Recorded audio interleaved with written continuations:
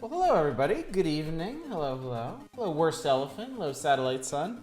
Hi everybody. Happy Saturday. I hope you're doing well. I'm doing good. I'm awake. That's about the most you can expect from me right now. I'm pretty beat, honestly. Had a very full but very fulfilling day. Kids went back to Japanese school in the morning. Wife and I did a whole bunch of chores and stuff. I did a modicum of gardening and house maintenance stuff. But I also had some time to play some games and lounge around for a bit. We had homemade cheeseburgers for dinner. That was super good, and also like just about put me into a food coma about like half an hour ago, so it's actually pretty fortunate I was able to make it out tonight. But I absolutely would not. I would not miss tonight's power hours, because this is a momentous one indeed. I think I've mentioned to y'all with the last, we've been through 9 issues of Nintendo Power at this point. And I know I keep mentioning, okay, they've been repeating a lot of the features, their layouts aren't so good, like, but it gets better. It gets better. Yes, obviously because I want to be Batman again. That's already been requested, by the way. We're gonna take a crack at that. God help us. But no, it's because I know for a fact these get better. Because this is the first volume of Nintendo Power that I actually had. This was the first complete one that I got as a kid, and I treasured this thing. I have been all over this thing, backwards, forwards, like the cover is starting to come off of it. Incredibly well-loved piece of literature here. And now, tonight, at last, I get to share it with all of you. So, of course, I'm very excited about that. Before we get started, is there anything I need to announce? What's up, Hoink? Paste a picture of Jack Nicholson on the cover and call it good. I mean, is it not? I will say, like, I always thought this was a really cool cover, because it's like, oh, it's Jack Nicholson's Joker, it's the Batman. I have no idea what anything else on this cover is supposed to be. Now that I'm looking at it, it just looks like a bunch of smoke. It's like, yeah, I think that's literally what they did. They just slapped on a picture of Jack Nicholson and Batman, and they're like, yeah, we're good. It's cool. Yeah, don't worry about it. Yeah, it's fine. It's fine. Early lunch today? Why not? Fuck it. Yes, we're still taking suggestions for for indie horror games to play during the month of October. So if you have some notions and some dragon coins burning a hole in your proverbial pocket, you can spend them there. to suggest me some more indie horror games of great quality, of great interest, of great horribleness. Whatever you want to throw up there is fine by me.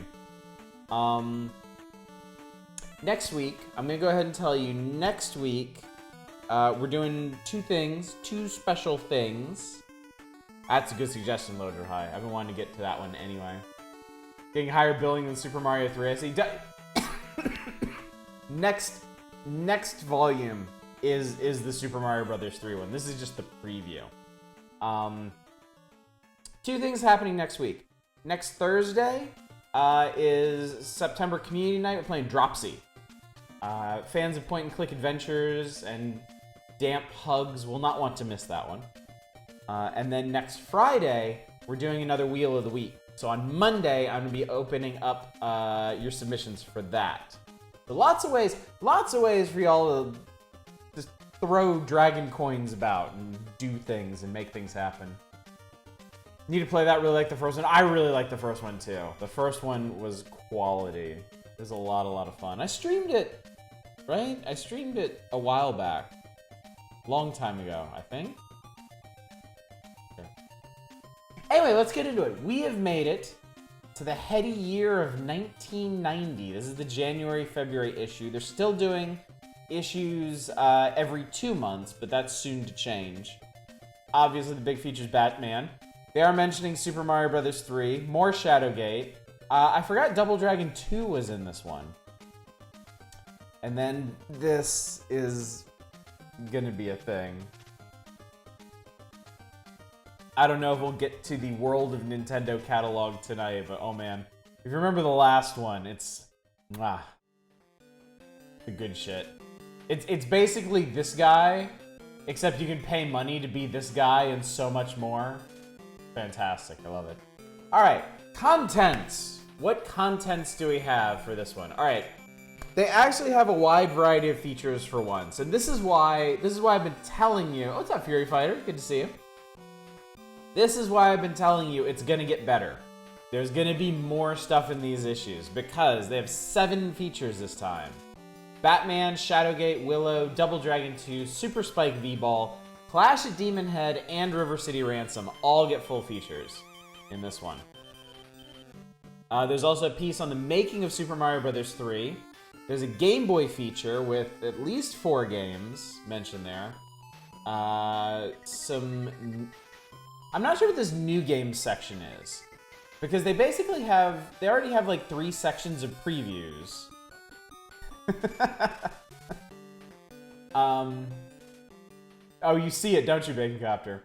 But they also have a section called New Games, including the Chess Master, Short Order / Eggsplode, and Infiltrator. There's all the usual shit. And then previews, Super Mario Bros. 3, Burai Fighter. I've been wanting to show y'all this one for a while, actually. Playing some Torchlight 2 and like nearly crying at how happy this makes me after last night's absolutely fucking nonsense bullshit. I bet. Not gonna lie, Dino Wars sounds fucking amazing. Were you not around the night I streamed Dino Wars, Bacon Copter? We've actually done that one. I have no problem doing it again. But yeah, it's a thing. Oh yeah, okay. It does sound amazing, doesn't it? I think it's a Z on the end. But we can't forget about Astyanax?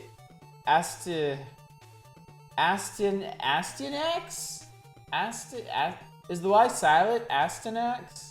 Astyanax? Asiax? I don't know. We played that one before too. And then there's video shorts, pack watch. Probably not getting to that tonight. I mean, let's be real. I'm not gonna pretend anymore. I'm not gonna make. I ain't gonna front with all y'all. We're not finishing any of these in one night. I know that. You know that. Let's just get on with it, shall we? With the mailbox. Oh God. Nose job. Can you talk about that in Family Magazine? What's up, Manic?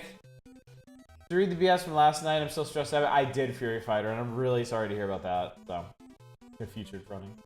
Can't help but notice something interesting about Mario. Over the past couple of years, his nose has dramatically changed shape. It used to be sharp.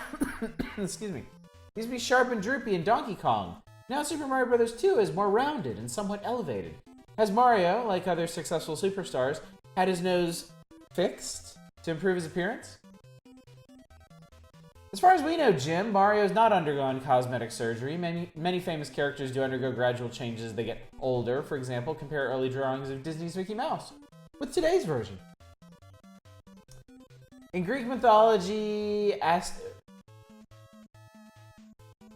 you're gonna embarrass me because I don't know how to read phonetic spellings of things.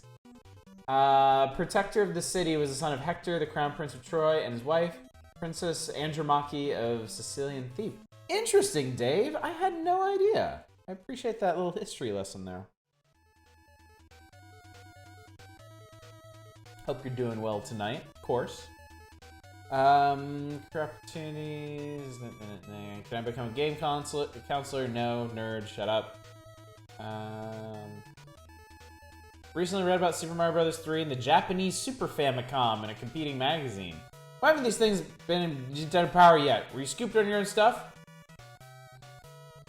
The reason these products have not made an appearance in Nintendo Power yet is because we focus on games that are out now or soon will be available for the American NES.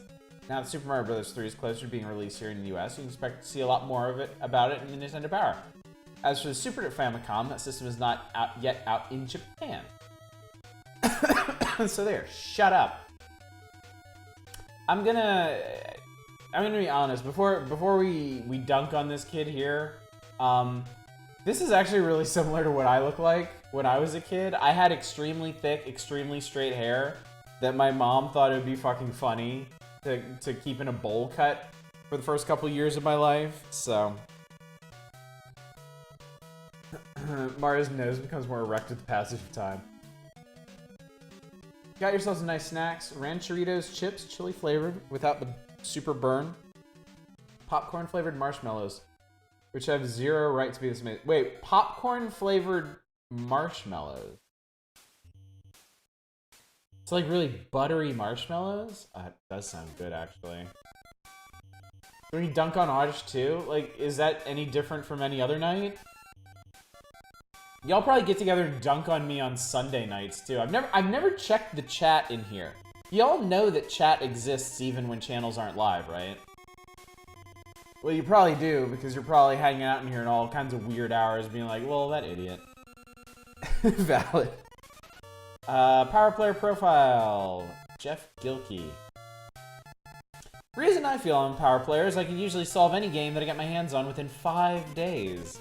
Some of my more outstanding accomplishments are solving the Goonies 2 in 1 day, scoring over 3 million points in Mega Man, and solving Super Mario Bros. 2 with 72 lives left over. That just means you have too much time on your hands. My friends at school call me Nintendo Man because I can usually answer a question about a game whether I played it or not, thanks to my time I spend reading Nintendo Power. I feel like this person would be fucking insufferable. That a small zing of buttered popcorn and the sweet of the marshmallow hits like, say, a sip of soda at the movies. It's really good. That does sound really good, Fury Fighter. I want to try that. That's your suffering to muse is not nearly as fun. I figured as much. It's no fun. It's no fun dunking on people if you can't see the immediate visceral reaction. Alright, let's leave that behind for Batman! A madman has taken over Gotham City and only one soul has the power, the will, and the means to stop him. Batman! I really like... Okay. So these are the map layouts that I was used to from Nintendo Power. These... I feel like from this volume forward, they're like really solid. They did a lot of screenshotting and like stitching together to make complete scenes out of these. You finally got to the issue with my interview from when I was a kid. What's up, Cragger? First, if your friends call you Nintendo Man, they're not laughing with you. What's up, Sacrificial Toast? Good to see you. Bought these mallows, thinking they'd be a fun experiment. Then my friend and I left without with our own bags. Nice.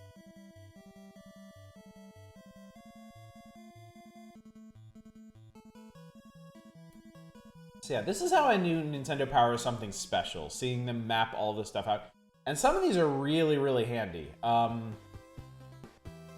Like, especially the, like Area 2 in this game can be really, really fucking confusing, because some of these jumps are a huge pain in the ass.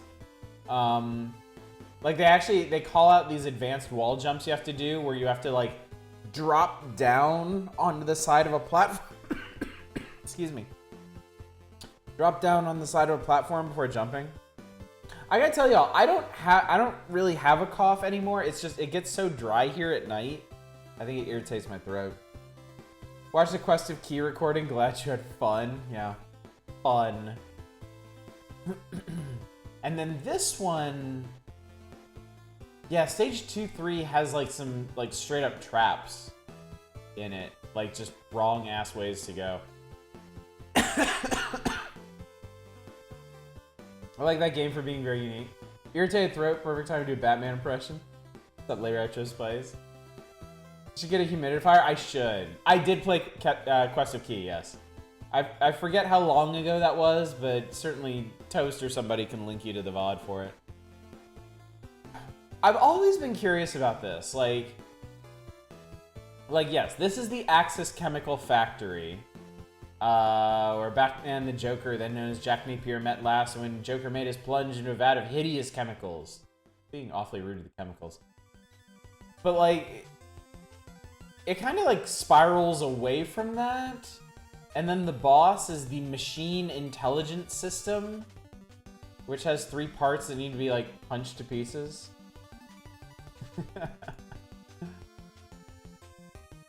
And, okay, so they explain this away as Joker on the run, so you have to chase him through the sewers and the machine sewers and the fire caves. And then stage 4 is the library. I said library. I said the library, chat. The laboratory. The Joker's alternate hideout is a deserted laboratory in the outskirts of Gotham. The Madman has flown the coop. There are plenty of foes to keep Batman busy. And then the confrontation. So the last level is supposed to be Gotham City Cathedral, so. Fire caves are one of my favorite parts of the movie. Alright, anyway. Let's not dilly nor dally on this. Let's get right into it. There is Batmaning to be done. Making someone play Quest of Key is not cool. Friends don't make friends play Quest of Key, which is, I'm sure, why chat made me do it.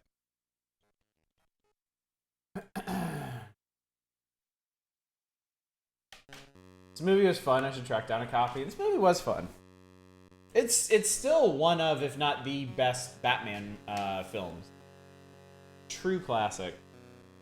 I mean, look at this. Look at this amazing specimen of a man here. Tormented Souls. I've seen a lot of streamers playing Tormented Souls lately. I'll look into it, Fury. The library is like a D-list Batman villain name. Dun dun dun dun dun dun dun dun dun dun. I just played Quest of Key the same episode I played Circus Charlie. That is mean. I'm sickened at myself. It was a thing.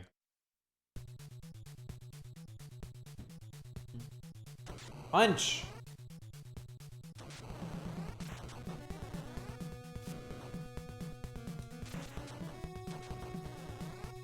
So we all know Batman has an extremely strong code of ethics when dealing with criminals, which includes punching them until they disintegrate into a fiery haze, and also okay, can do that, and also shooting them with his bat gun, his rocket-powered bat gun, I should say. Episode Lolment stream. On this episode of Gold-Plated Games, Audit plays Quest of Key. Discovers new depths of hate for Chad. Tormented Souls look really impressive for a $20 indie horror game. Lots of classic RE style bullshit. The voice acting really gives you classic RE vibes. Nice.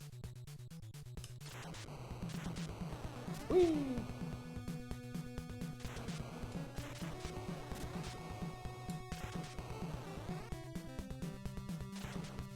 So the bees I'm picking up are bonus points, so essentially meaningless. The rocket packs are ammunition for my weapons. They're all shared between the batarangs, the bat gun, and the dirk. Whatever the dirk is. And then hearts heal you, as they are usually want to do, as long as it's not Castlevania. This is where I watch my parents die, Parappa. Josh plays Quest of Key on purpose. I also have no fucking clue what these are supposed to be. They're like Roombas equipped with retractable spikes, and I don't really get... Okay, I gotta stop pushing that button. I gotta stop... Okay. Well, on the bright side, I found the AVS menu. I don't think I have the 5K to request Get Granny if you haven't yet. You did. You did. It was one of the first games to be requested, in fact.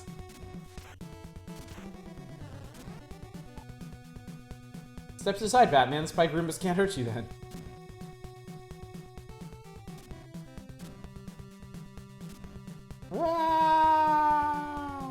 Alright, that's a ninja. Fuck you! Ah! Okay, that's a really horrible asshole ninja.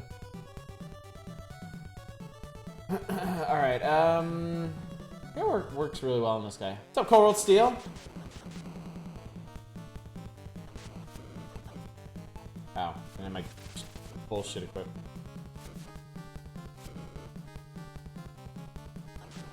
Ow. Ow.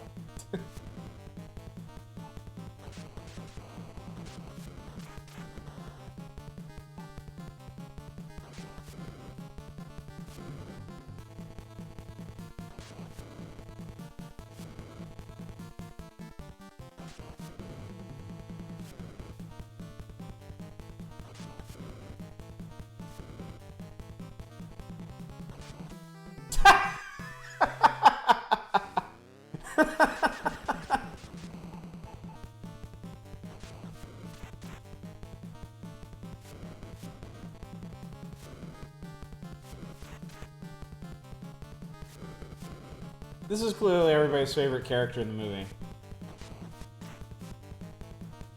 Who are we even fighting against? You mean Nintendo Man? I don't know. Jetpack guy. What would Mr. Nintendo do? He has many names. I read that as Gotham City Hell. That was probably like a Batman spin-off series at some point in the 90s.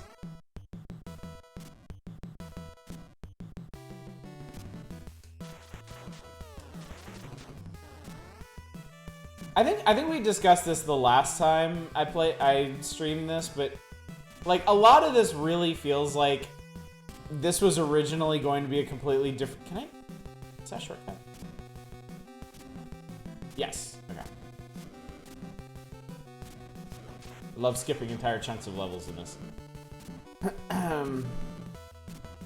Like, I've always gotten the impression from this game that it was originally meant to be an entirely different game, and then Sunsoft got the Batman license, and they were like, well, I guess we can make this work.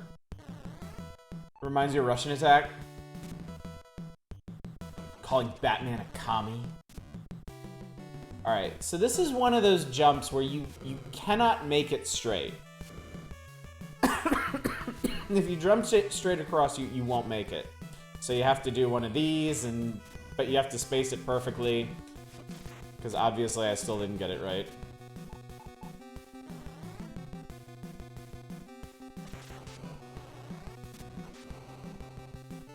If this were a modern game, that would have been Firefly, as in, eh. It only gets weirder from there. Speaking of commie Batman, did they ever do a Russian Batman like they did Superman? Yes. Yes, they did. There's another shortcut. I don't actually think I've ever seen the left side of this stage. Like, ever. I've always done that trick.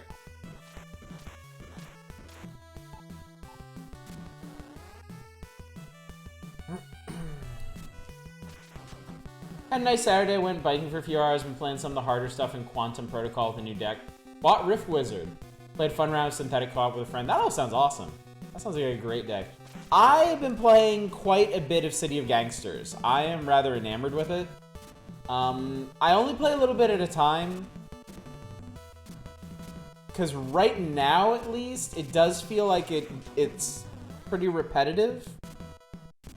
Because I'm kind of in this holding pattern of just setting up new fronts, letting them like take over territory for me, extorting protection money from everyone in those areas, and then setting up new fronts.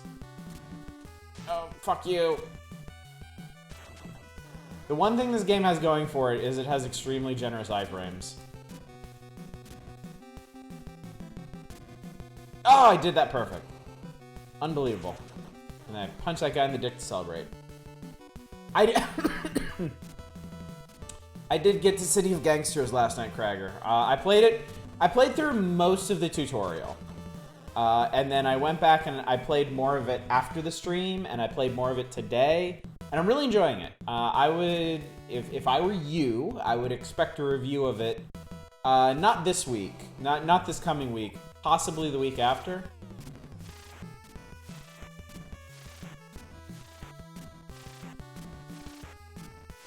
Oh, that's right. These things have like infinite health.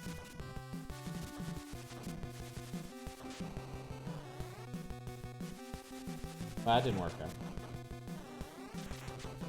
Never played a Super Monkey Ball. Haven't watched Nickelodeon ages. I want the two games for those coming out.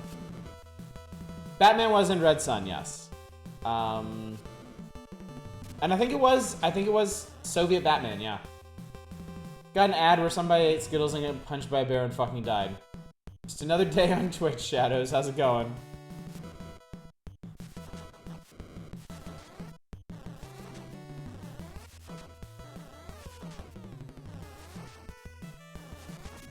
Can I just have health? No, okay. Ooh, okay. Super hyped for the Monkey Ball remaster. I don't know anything about the Monkey Ball game. Oh, fuck you. Double fuck you.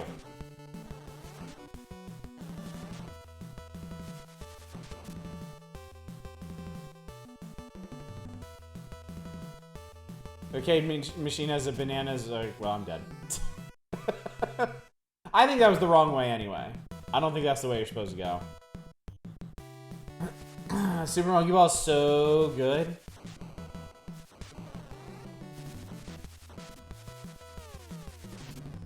Was it like the Dark Souls of ball-based games or something? Then Batman burst into flames. Bat-shaped flames, no less. Insanely hard to master, speedruns are pants-shakingly crazy. Wow, it really is the Dark Souls of ball-based games. No, I didn't want to stand on the gears, you dip. Dodo Batman, the Bat Incinerator doesn't sound like something you should carry around. Other people sit on their keys. Batman sits on an incendiary grenade. They've been adding guest characters to silly ones such as Sega Master System, Dreamcast, Hello Kitty, Kiryu, and Suezo from Monster Rancher. Alright, this is another one of those funky ass jumps. There we go. No! Double no! These things are the worst. Alright. Oh god. I don't think it matters as long as I get to the boss level. I can just start from there. Alright. Okay. Of all the bosses and encounters in this game, I still think this one's the weirdest.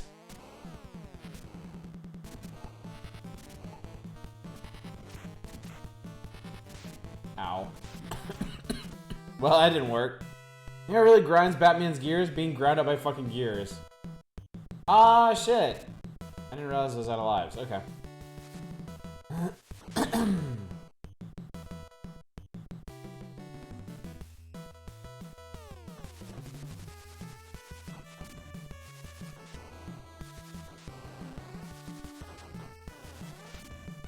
Nice punching, dumbass.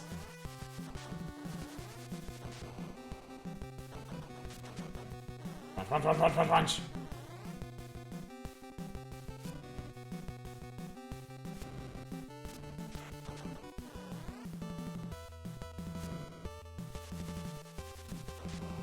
There we go. You nice neutral jump. Batman controls a little funky in this game. Like, if you jump straight up, you have a decent amount of air control. If you jump in a direction, you don't. Like, you are going in that direction and there's nothing you can do about it.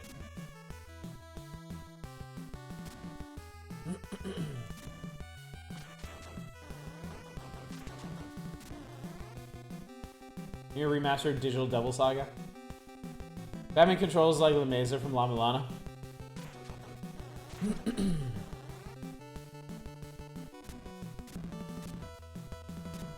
Alright. Alright.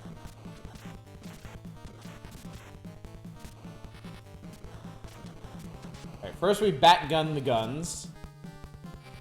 And then I think the idea is we bat gun this thing.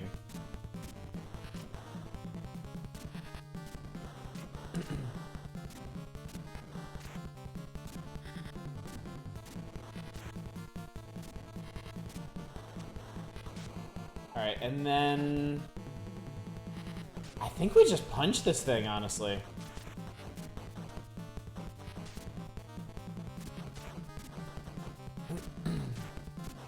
Yeah, just punch it to death. Contra called, they want their boss back. I mean, even the music sounds similar. You ever dance with the devil in the pale moonlight? No, but I've mucked around in the sewer with your stupid ass. These things really suck.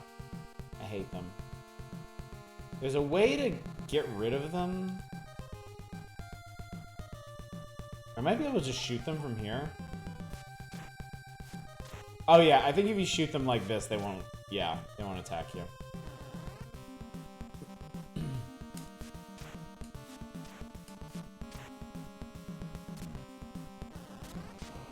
I mean, you might find that cheesy, but oh my god, those things will chase you through the entire level. They are awful. Ow, I stood on the turbines. The sewer level represents that we all live in a society. What's up, Eva? Ah!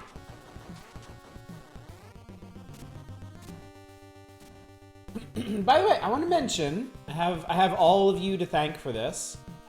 But I noticed today when I hopped on Twitch, we have made it to 800 followers. Which is a very large number. And I appreciate it very much. So thank you all for following. Oh fuck.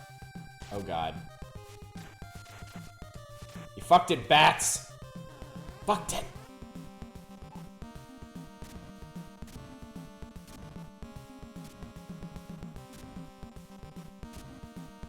Yes, thank you all. Oh no! No! No! That was the exit! Ah.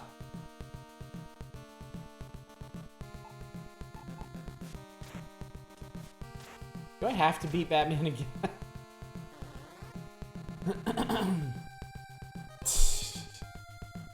Thank you, thank you. I mean, it's literally thanks to all y'all.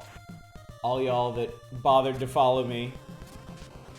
And watch me suffer as I try to rebeat games that I already beat fair and square. God damn it.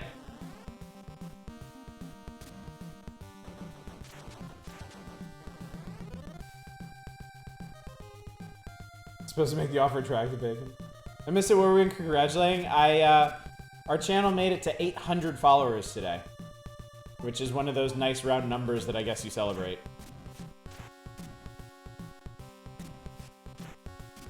It ain't 1,000 yet, but I mean, what is? Encore puppet.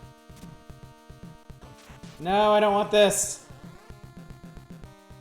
No, I don't want it. No, you piece of shit. I don't even know what the fuck you are.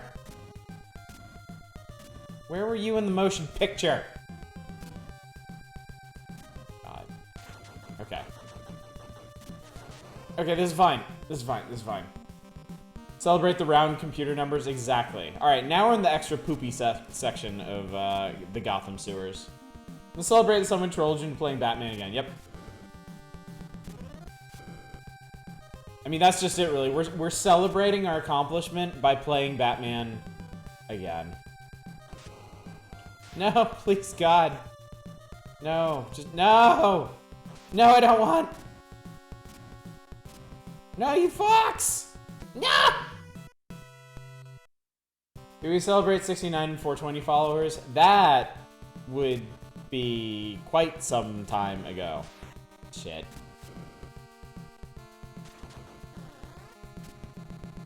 Probably not. I think I was boring and only did the round numbers. Oh, I keep forgetting where all the turbines are.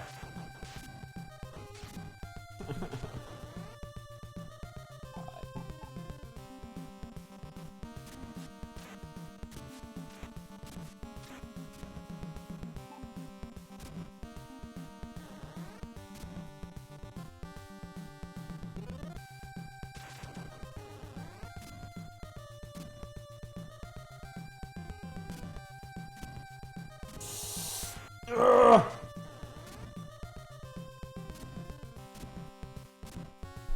That piece of shit down there respawned. Alright, and then we just make our way up here. I don't know why Batman doesn't just climb ladders. That seems like it'd be a lot easier. And now we're in the really shitty part of the level. The really, really, really shitty part.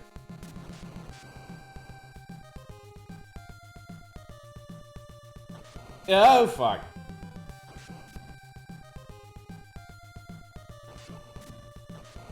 So sometimes you can scroll these off the screen. The rest of the time you just eat shit and die.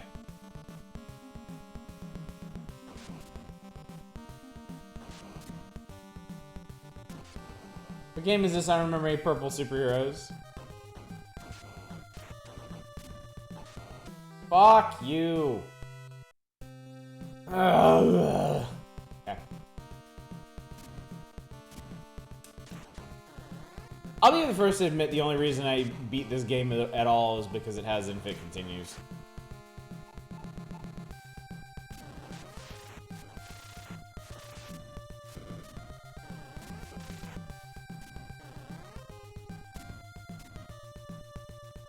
Can't believe Batman is fucking dead.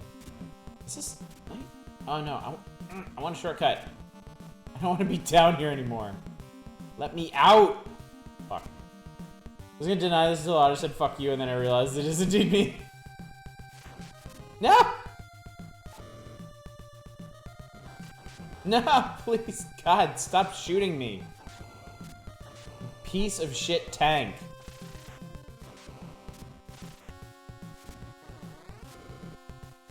Meh.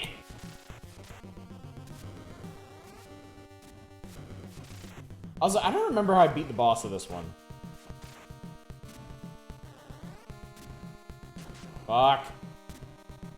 Ah. The corpse formerly known as Batman.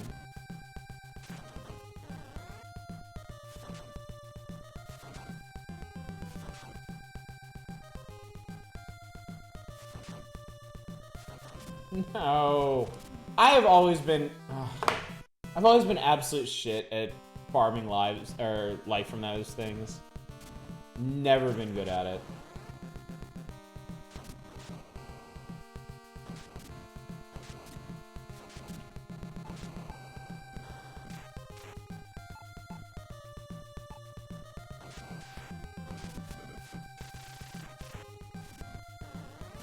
Say hi to your parents for me, Batman. Ouch. Fucking ouch. Come on. Stop it! Stop shooting beloved American superhero Batman with your tank.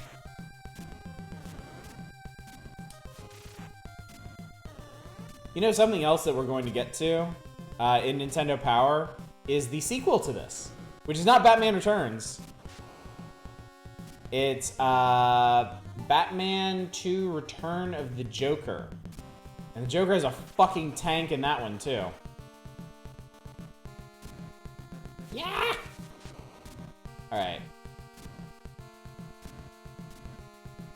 Alright, this part takes some doing. Because those turbines naturally hurt you if you touch them. Ah! Like that. And then you lose your grip on the wall. And then everything's fucked. Okay. And you don't want to fall back down after killing those guys, because then they'll respawn. There we go.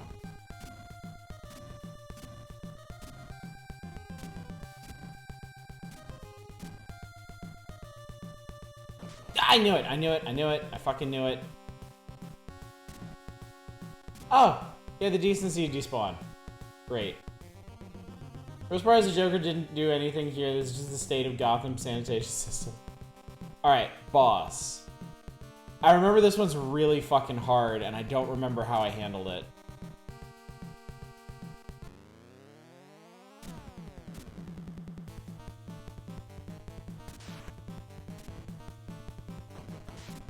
Oh, wait. I have a memory.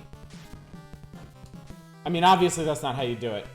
I have a memory of, like, hitting him.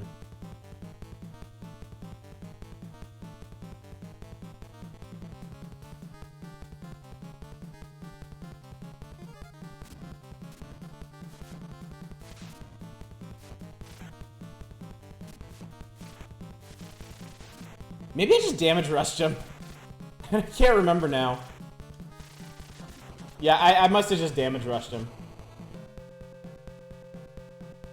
Okay, Batman, why don't you look at my latest work of art? Mm-hmm. Hitting him is generally how you deal with bosses.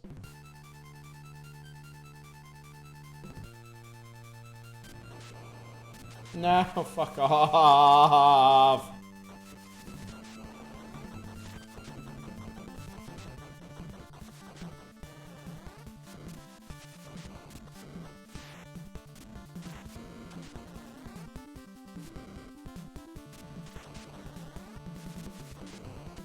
This is a whole level of just pure fuck off. Do you have to beat the game? I don't have to. Despite what Bacon Copter might think.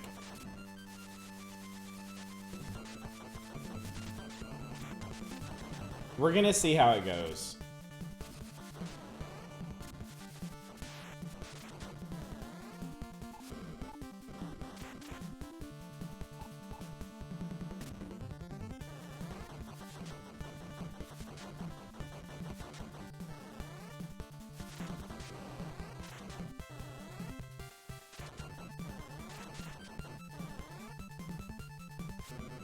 Watch plays this game for longer than 2.5 hours and it officially becomes an indie variety night.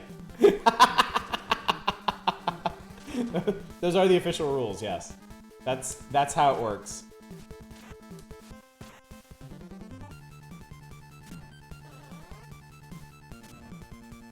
No! Yo! Yo! Yo! Okay. Okay.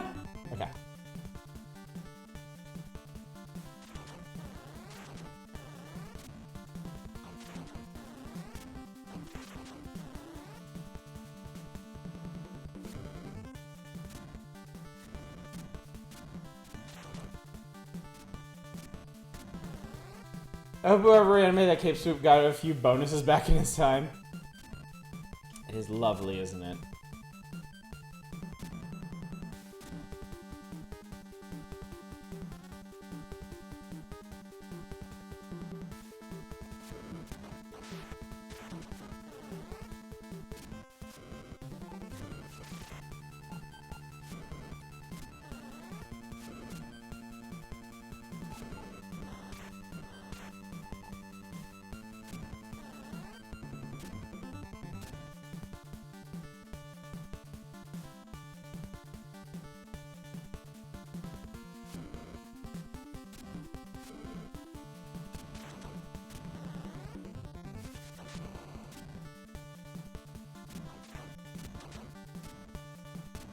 Is it overall a good NES game?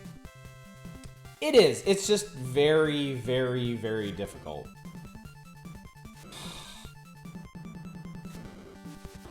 This is such a shitty jump. Nope. Shit. fuck it, I'm just taking the hit. I don't actually know how you do that right. That one specifically. I think this one is... Yeah, you do that. Ugh. Hope our program the difficulty was first against the wall when the revolution came. It is a decidedly unkind game. To be sure. Okay, no, we're not sticking around for this. Okay.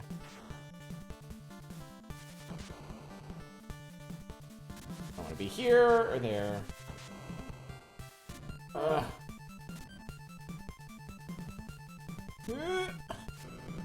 Some serious jumps. The game is 20 times easier than Battletoads. I am really dreading when we get to Battletoads. Because you better believe Battletoads got a huge, like, cover feature. And I know there are expectations. Rare sucks, so that's understandable.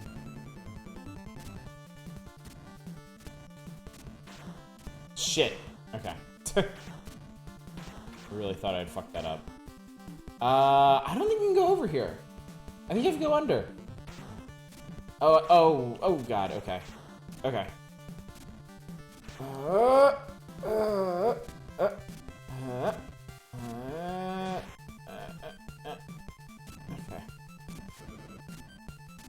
Huh, okay. There are tanks. Yep, there are tanks on these stairs. Because of course there are.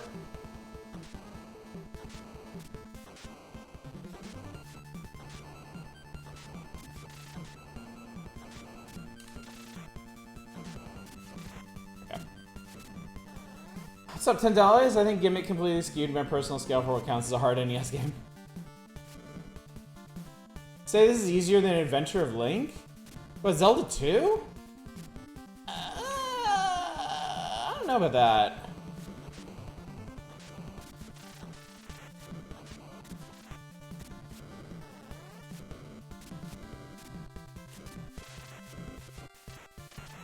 Wow, Batarangs. Quit sucking.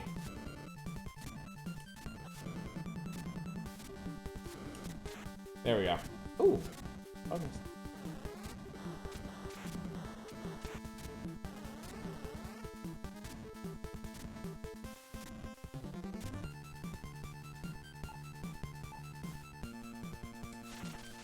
Stop it!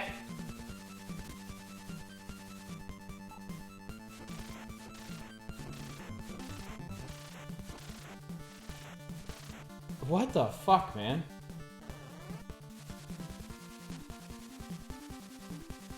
Exit.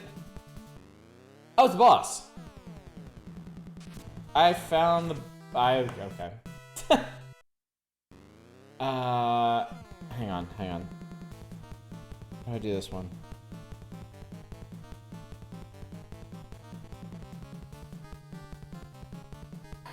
Why did batarangs cost ammo when they returned to you? Good question. I'm trying to remember... There's a strategy to this one. I don't remember what it is. It might just be... shoot them.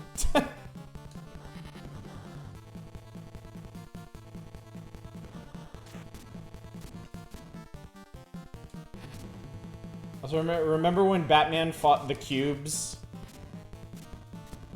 That was pretty exciting, wasn't it?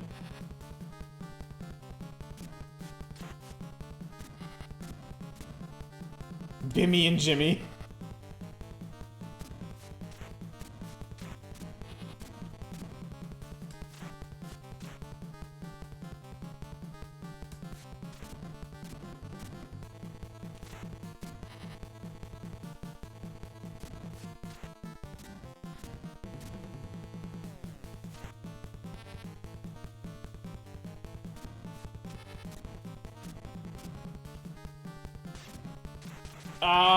I got too close.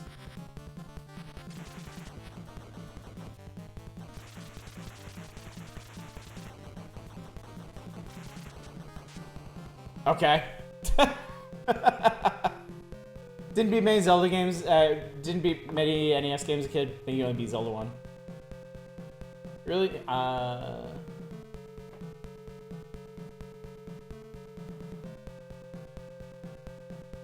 It'd be really fun if one's so ball-bustingly hard the NX version, the arcade version can burn in hell for inventing pay-to-win MTX stores.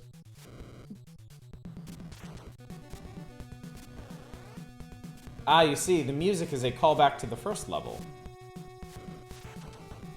Except now there's so much more bullshit on the screen that the music can't play. Ow! How dare you set Batman on fire?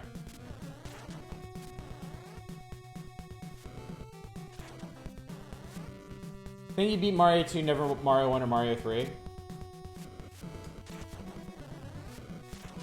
I always forget how hard Mario 3 is. Like, I love Mario 3, and, like, I know it really well. So it doesn't feel that hard, but, like, when I haven't played it in a long time and I come back to it, I'm like, Jesus Christ.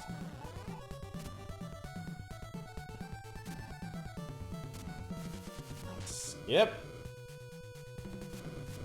Fuck lost levels. I have an outstanding request to play that, and I'm not really sure when I'm going to do it, because, frankly, I don't want to.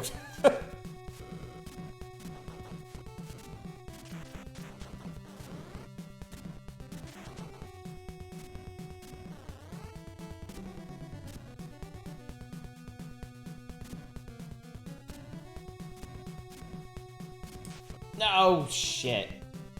Gears actually stick out. Ugh!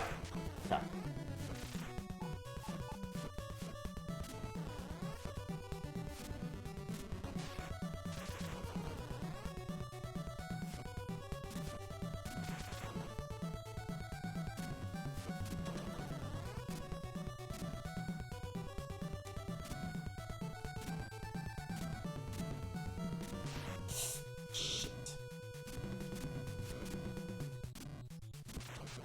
Oh god, oh god, oh god, oh god. Okay.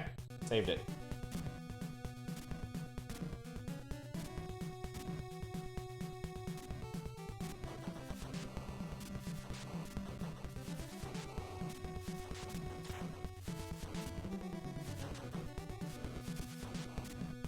Fuck you. Oh, so tight, okay. Ugh. Damn it!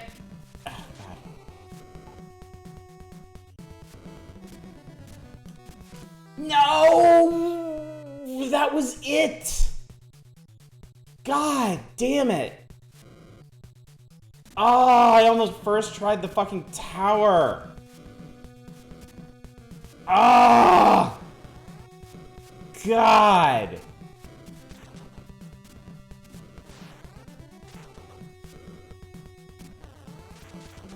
Ah!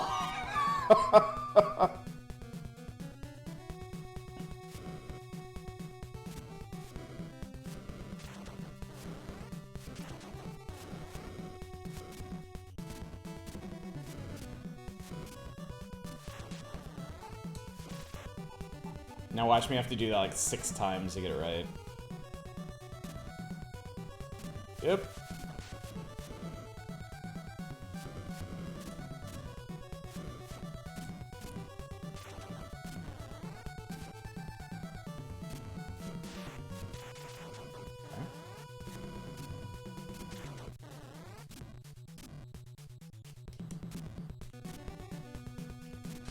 Fuck.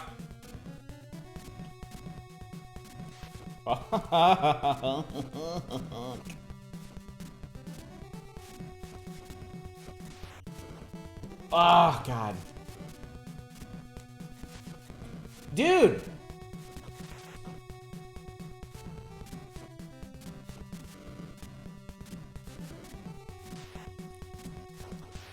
Oh my God. Oh my God!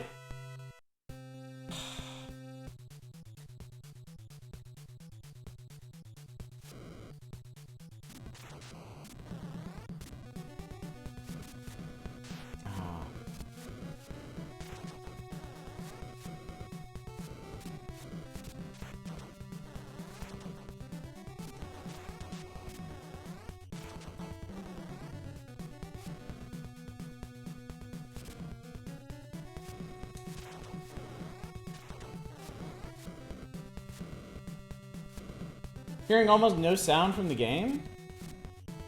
The sound levels over here look right. Might be one of your settings, maybe?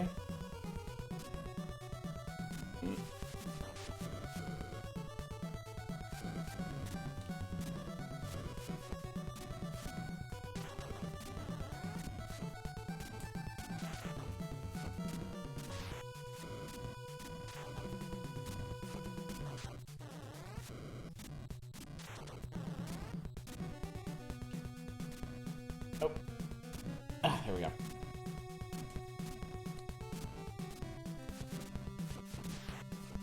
Fucker! Ah, God. That was not how I wanted to lose 3 points of life.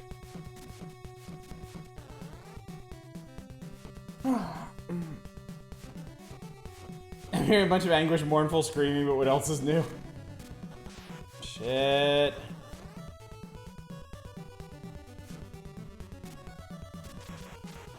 That's what you want to do. That's not what you want to do.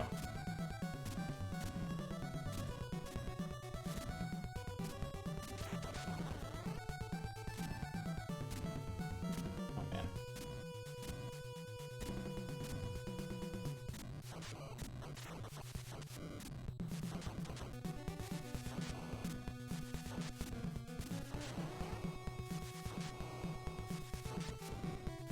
I wonder... Okay. There we go. There we go. I'll save us some hits. That was it. That was it. Oh. That's right. That's right. It's basically one level and then boss.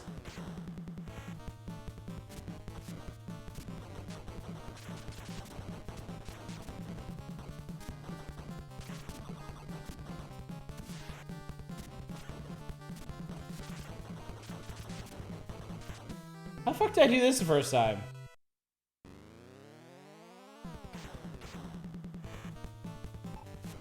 Ow.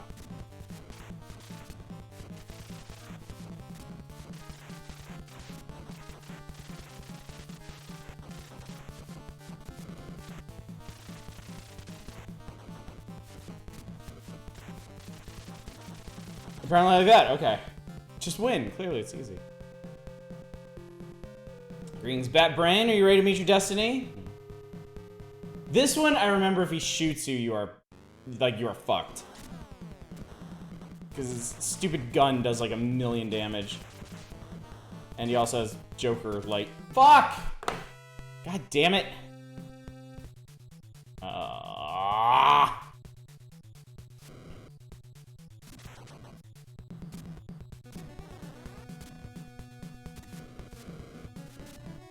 Why is he so much taller than Batman? Because he's the final boss. He's suffering from final boss syndrome.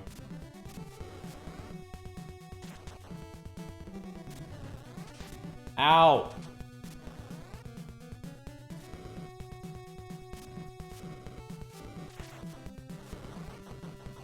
I hate in the movie when Jack Nicholson would summon lightning from the sky. He's on the Bane juice. Ah!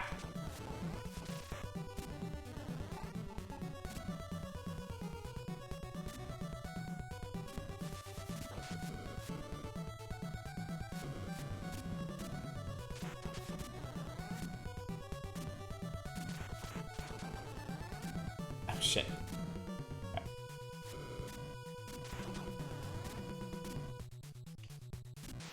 Too high. You have to hit that jump like perfectly. And then for getting on these platforms of the enemies, if you start with a punch, if they take damage, they do no contact damage.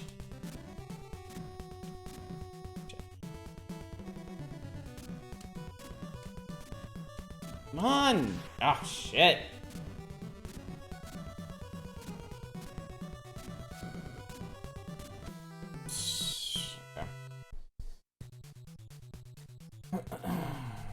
bat wrong.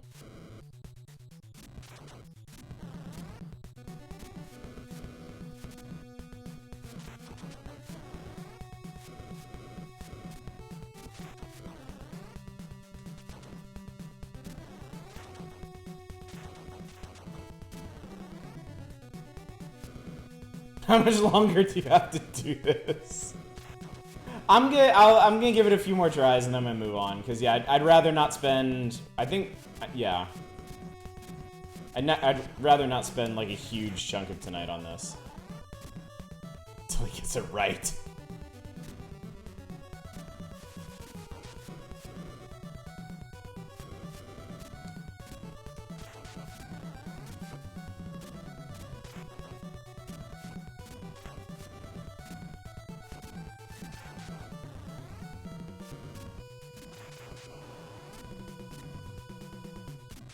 Ow.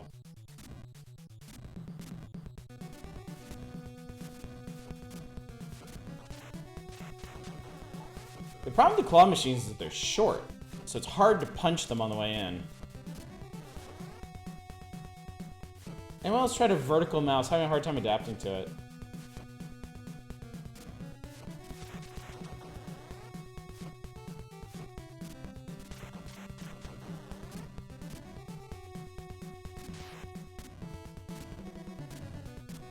By a huge chunk, I mean like 2.5 hours.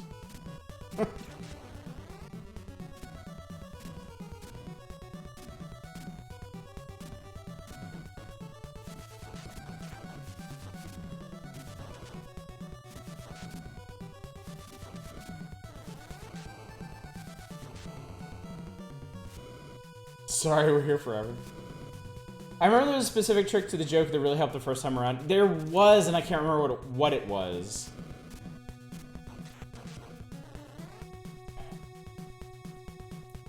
There was, and I can't remember what it was.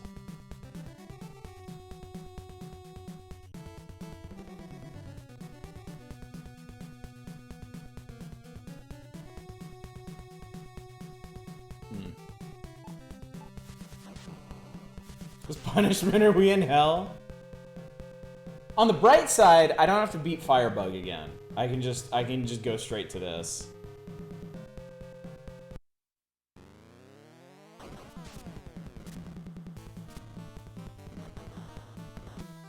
You can't duck those bullets.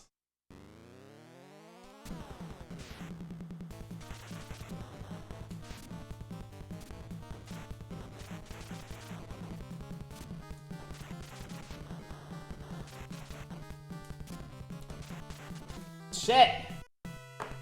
Shit. Alright, one more try. One more try and then we'll move on.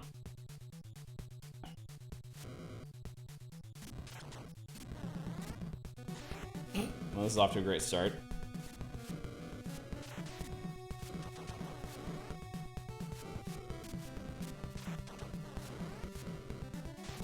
Oh, Jesus Christ.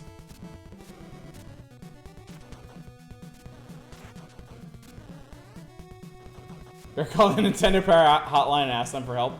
There is actually, in a later volume, they go over how to beat the Joker. Okay, this is awful. Look it up on the YouTube archive now. What did I do? What did I do differently?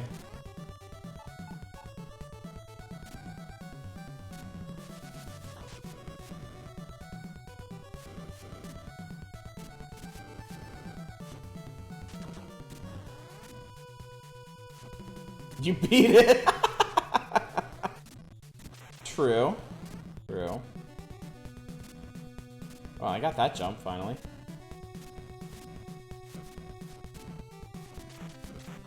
Okay, okay.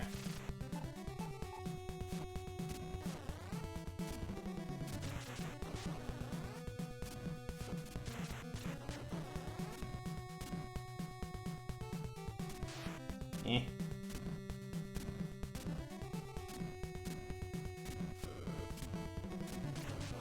Mainly duck just in front of the barrel of the gun and spam Batarangs. Okay.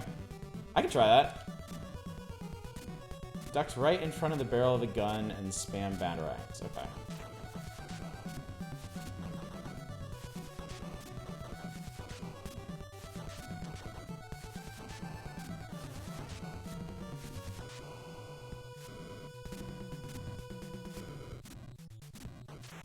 I mean, I got up here first try this time. That's good.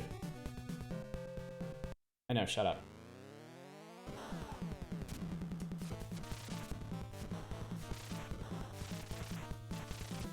What the f- Oh, that's right. I didn't have full health when I came in here.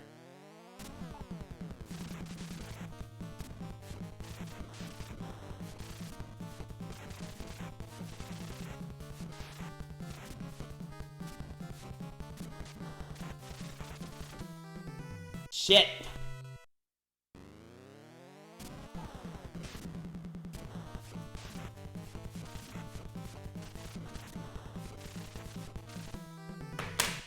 Fucking bullets. Like pixels away. All right. I'm good. That's quite enough of that.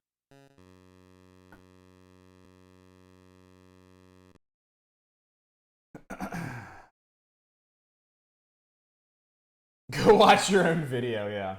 Exactly. Get some hot tips from myself. Wash your face and try again. Alright, Batman! That was Batman. And Shadowgate! I'm not beating Shadowgate again. I have nothing left to prove to y'all.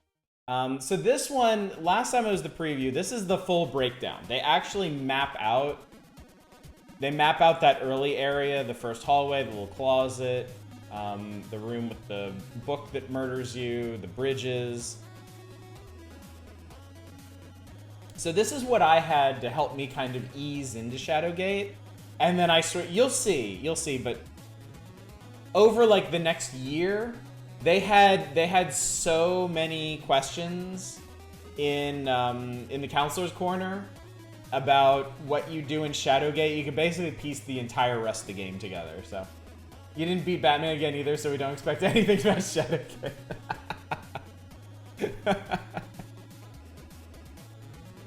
So yeah, they've got some really cool art here too. Like I like this, like the friendly Skelly Man and the sphere crossing the rickety bridge, and then the fire demon guy. So yeah, this is what got me interested in Shadowgate. Liquor Barn is hounding me about the bottle of Malort I left in my cart 2 weeks ago. Interesting. All right, and then there's this big feature on the making of Super Mario Brothers, which I'm not sure I've ever actually read, because when I was a kid, I was like, oh, this is like a giant wall of text. I don't give a shit. Apparently they get to interview Miyamoto, which is pretty cool. Well, you know, Ash has never beaten Shadowgate.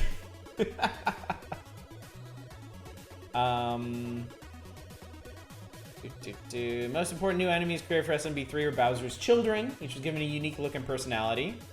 Another new creature is one of Miyamoto's personal favorites, is the chain dog, the chain chomper, that first appears in the Sky World. Factually inaccurate here. Kyoto, the anagram lover's Tokyo. It's a strange enemy because it's chained and can't get at Mario, which probably accounts for its vicious behavior, Miyamoto said.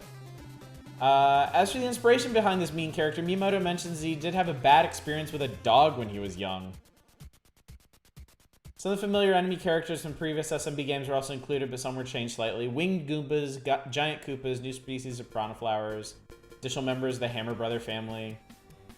Mr. Miyamoto has hundreds of partial game ideas in his head at all times.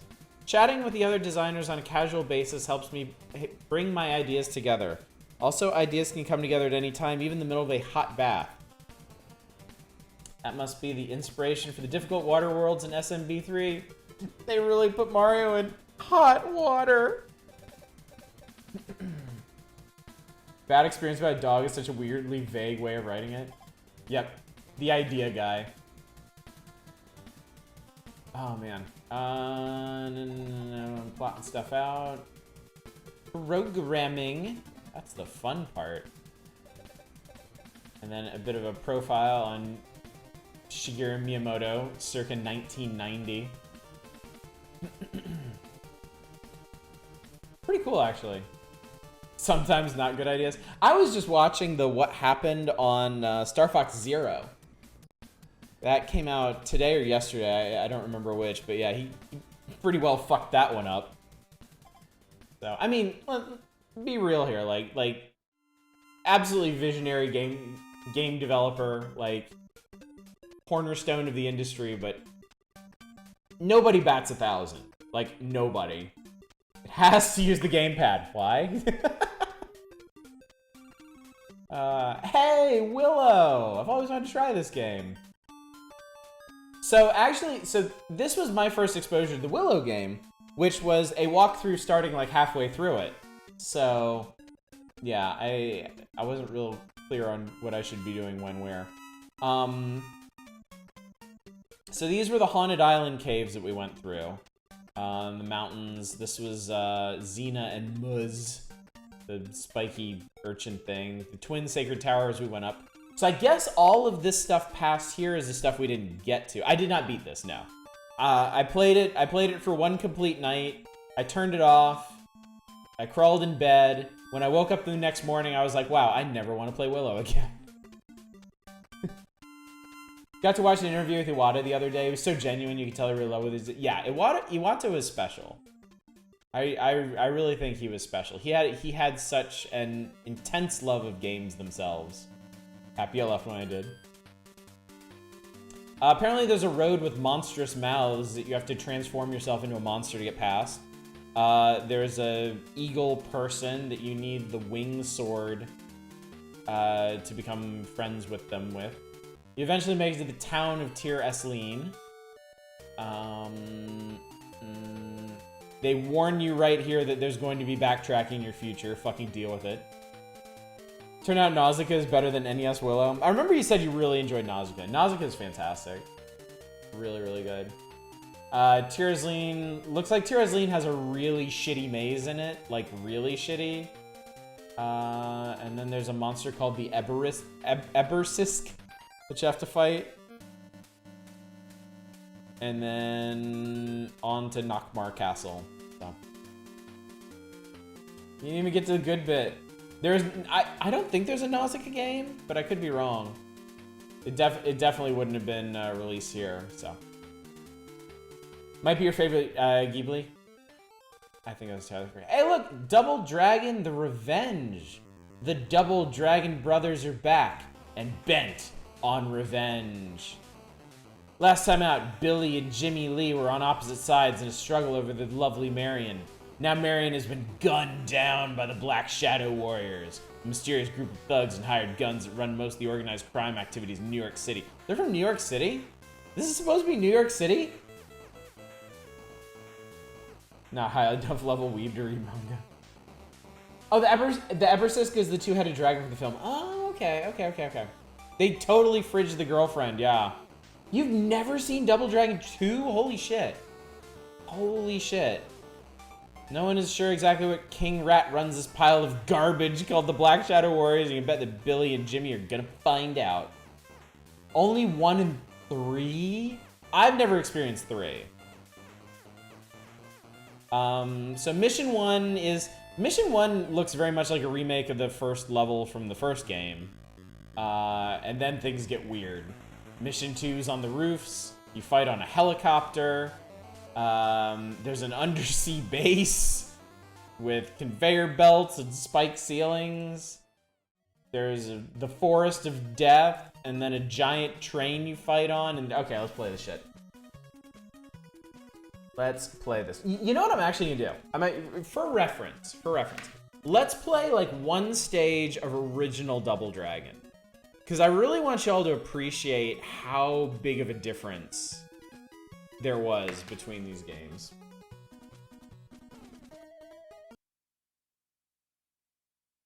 Really want to see that.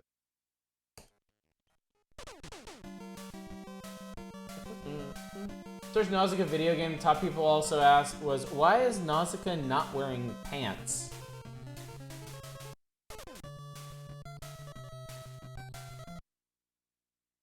That's weird.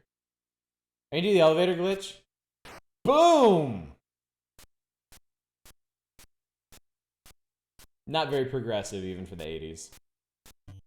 Mission 1. Dribble Dragon. Yeah.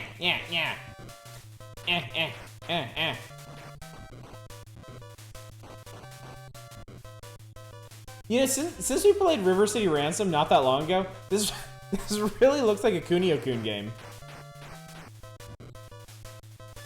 Are Bimmy and Jimmy supposed to be like Kunio-kun's American cousins or some shit?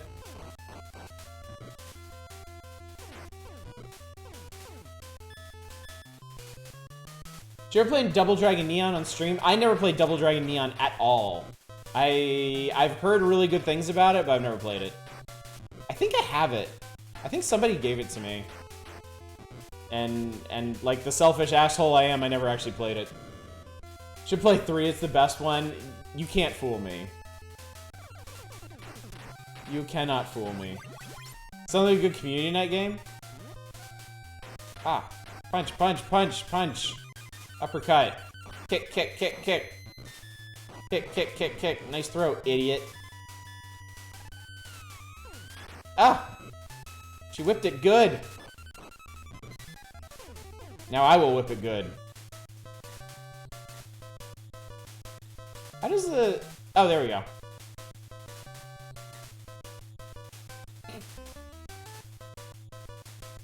I must go. Planet Bimmy needs me.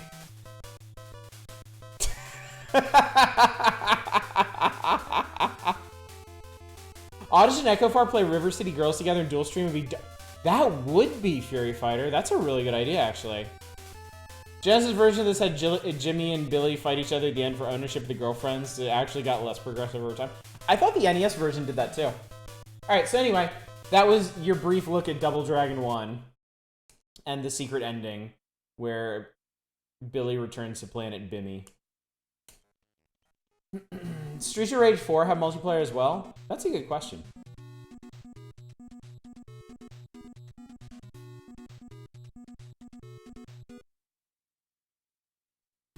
Alright. Here we go. In 19XX, violence ruled the streets of New York City after the nuclear war. Even with the crime syndicates growing bigger every year, 2 young men were brave enough to challenge them. While their names were Billy and Jimmy Lee, people called them the Double Dragons. Bet all your asses forgot the nuclear war subplot of this. And yet the dragons had one terrible enemy to fight against. Him was the destiny and fate of the Double Dragons. One day, Shadow Warriors attacked the city and Billy's girlfriend, Marion, was killed. Shithead ninja. Oh, God! The Double Dragon swore to avenge her death. Let's go, Double Dragons. Mission 1, into the turf. The Saturday morning cartoon, this was so bad. The movie. The movie. If we're gonna talk about so bad. Alright, look at this shit. Ba, ba, ba, ba, ga. Whatever you thought about Double Dragon 1, Double Dragon 2 is like 10 times that.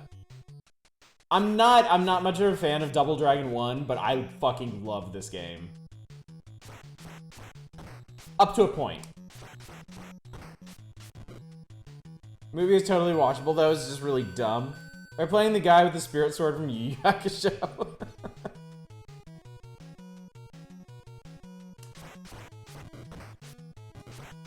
Sorry ladies, I'm an equal opportunity ass kicker.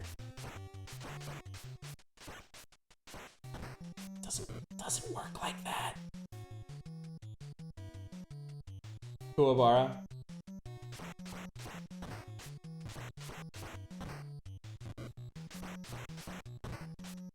Kinda want a good Yu Yu Hakusho game. So there have been Yu Yu Hakusho games. They just sucked. Ooh. Give me that.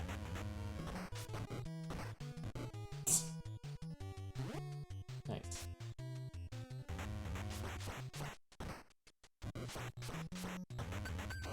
Oh! Knife! You've been kniffied. You just legit quoted Duke Nukem with that ass kicker line. Did I actually? That sounds like something from Duke Nukem Forever.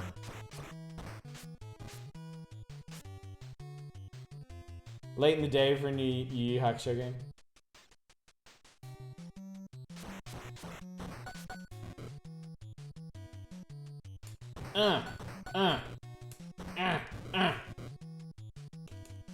Pipe kind of sucks. Oh, oh, oh, oh, oh, oh, oh, oh, oh. Oh god, it's... I don't actually know who this is.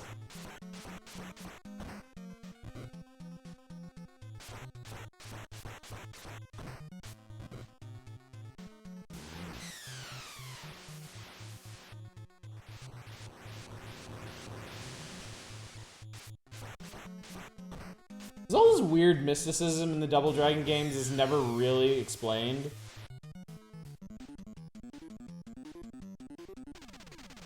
Benny wins! They're escaping that chopper. You'll never make it. Mission 2, at the heliport. That graffiti says, go for Broack. Yeah, I'm glad I wasn't the only person that saw that.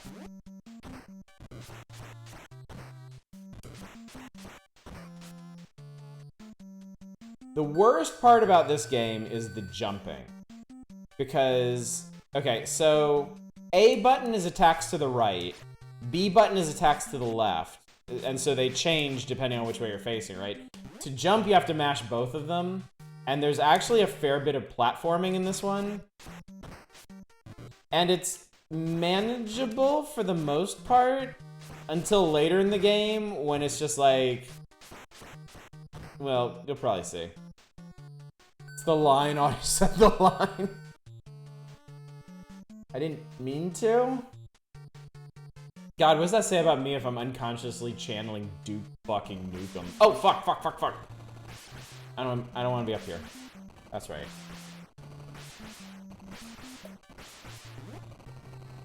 Oh, hang on, ladies. Ah.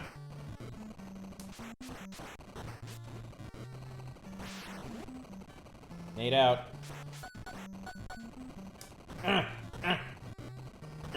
Off my building. This is a total clown car of a helicopter.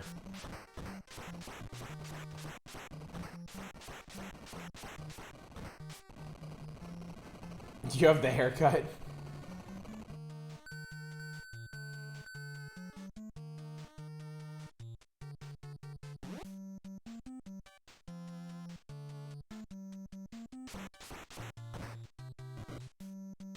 I found the controls in this game to be odd. They're a bit clunky.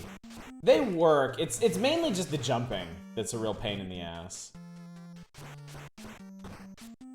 Fortunately, it's not that important. It's not one of those. It's not one of those brawlers where like the jump kick in is like the one unbeatable move in the game. You can actually just go up to dudes and punch them in the face and it works. Like some weird two-direction twin stick brawler. Yeah. Ninja fight. Shitty ninja fight. Oh god. Oh god, these guys suck. Ow, stop it, you piece of shit! Wow, fuck off. Oh, for a second I thought I killed the... I thought I killed one, but actually I killed one. You just beat up Freddie Mercury. Fuck, do I need to put in a bad horror game? Oh, wait. No, I need to be on that. I think? Oh, I guess not. Remothered would be hilarious. I've seen a lot of Remothered. Hold it! You'll never escape from us! Grasp.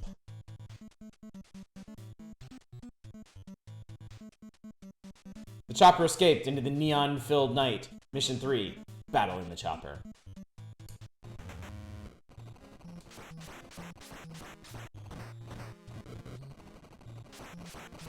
So the gimmick to this is the whole level is just in the chopper, and periodically some asshole opens the door and people get sucked out.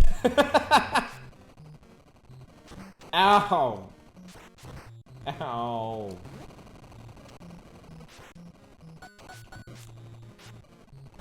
Ah, fucker.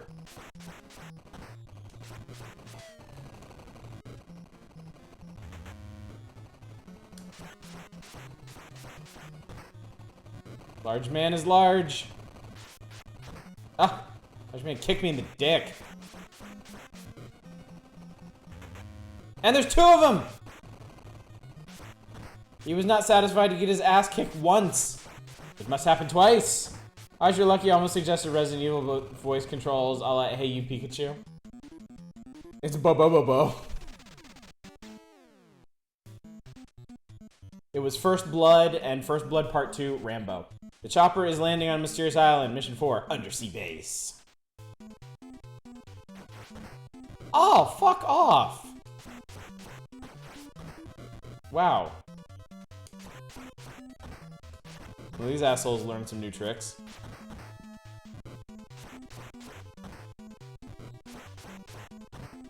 I think the one thing that this game is lacking over the first game is its soundtrack. I don't really feel like there are any memorable tracks from this game. They're all like weirdly low key for all the brawling you're doing. There was a Ju-on Wii game. I guess I shouldn't be surprised. It's a goddamn Ringu Dreamcast game. Thing is, I have no way to play that. I do not have a Wii. So that is in fact a spiked ceiling. If you jump into it, I forget if you just take massive damage or if you die. Hey, look, it's Arnold. Oh, fuck. Ow. Oh, you piece of shit. Ow! Alright. You're getting my hook kicks. Hope you like them. Ow! I think you did. Ow! Quit. Stop it! You big asshole. There we go. Wonder how much Area 51 in PS2 is. Oh, shit. Well, I guess I'm just... Ow! I guess I'm lucky these aren't instant death.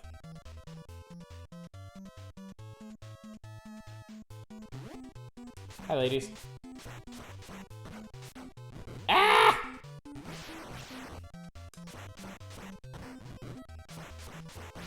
So everybody brought their favorite weapons this time, apparently. Except these guys, they... Oh, nope, never mind. He has this... Oh!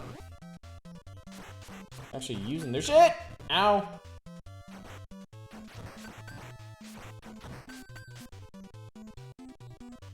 It's Bobo again. Ow! God. Ah!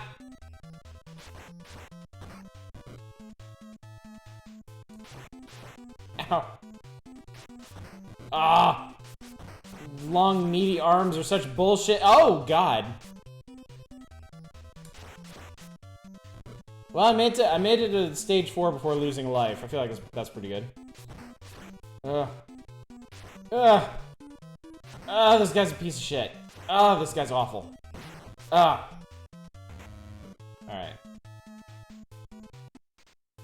Alright. And then there's shitty platforming.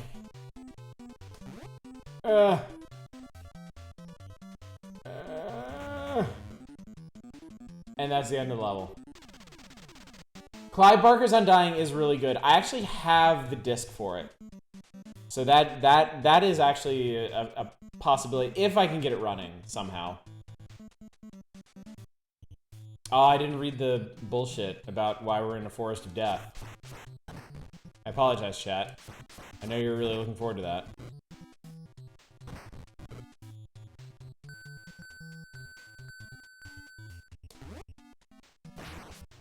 Bye. Bob Barker's Undying, not as good. More platforming. Oh, GOG has a copy of it? Oh, I didn't know that. I thought...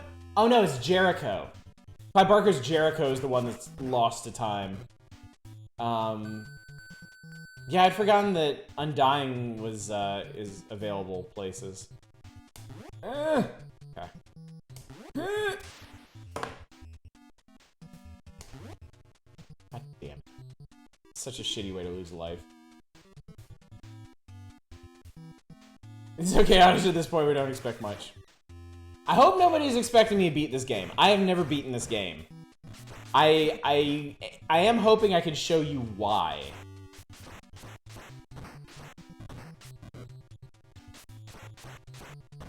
I've lived in Michigan, can confirm it's hell. There's also a town called Hell, Michigan. Ow! That's dynamite, by the way. Incendiary dynamite. Oh, fuck! Oh, no, fuck! Jesus Christ. Oh, it's Bobobo! I can't get rid of this asshole.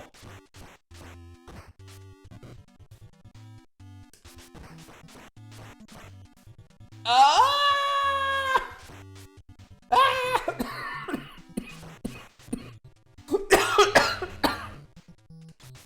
There's too many Bobobos. And he just murked me again.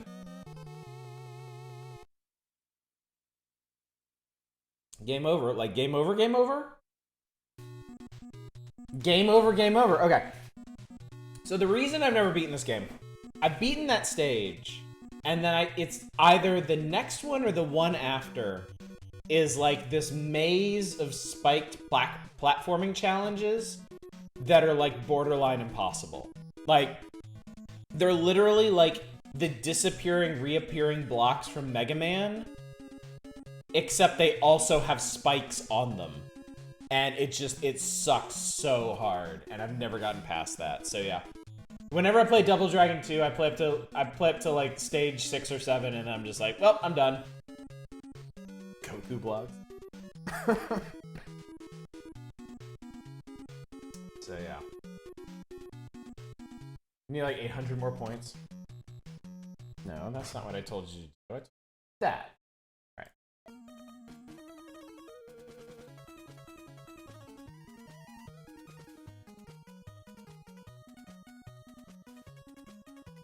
The U.S. Air Force sponsored the freeware release of Area 51 and The Suffering? The U.S. Air Force sponsored the release of The Suffering? What the fuck? Oh yeah, it's these. Actually, it's behind my face cam. Look, you can see it. Yeah, those are the stupid asshole platforms. They disappear and reappear. They have spikes on the bottom. So, not only is it really frustrating if you fuck up, it's also fatal. So. Remember playing The Suffering when I went freeware? I waited too long, and then I couldn't find it again. I wanted to. Speaking of suffering, it's Super Spike V-Ball. Kaboom! Off the beach and into your home. Beach volleyball, 2-on-2 on a sand court under the summer sun. Formerly the sport of beach bums alone. It is now set to bump up to the big time with circuits all over the country and the possibility of being an exhibition sport at the 1992 Olympics. Super Spike V-Ball from Nintendo captures all the excitement of national or international beach volleyball competition. Suffering is pretty fun as long as you weren't playing the PC version. Was the PC version like really buggy or something? Remember the military doing weird shit in the 2000s? What were they doing sponsoring freeware horror games? I remember America's Army, like the online shooter. I think I actually tried that one even. Kaboom! Whack! Set play up. Wasn't optimized well for the PC at all. Also sponsored a freeware release of Rise and Fall Civilizations at War. Huh. Weird. Oh my god, there's Billy and Jimmy in this one too! Defensive tough guys. Billy and Jimmy are street toughs who can stand up to anyone. I wonder if they're actually supposed to be the same characters. I think you should play Fade to Black, the sequel to Flashback? That could be cool. I have to track it down though. Ed and Michael have speed and grace. Why, thank you. Appreciate that. George and Murphy are the best all-around players, and Al and John are the strong spikers. Wait. They're street toughs, yes. Billy and Jimmy are street toughs who can stand up to anyone. I think it's supposed to be Bimmy and Jimmy. Suffering is also on GOG. Don't know if they fixed that one up at all.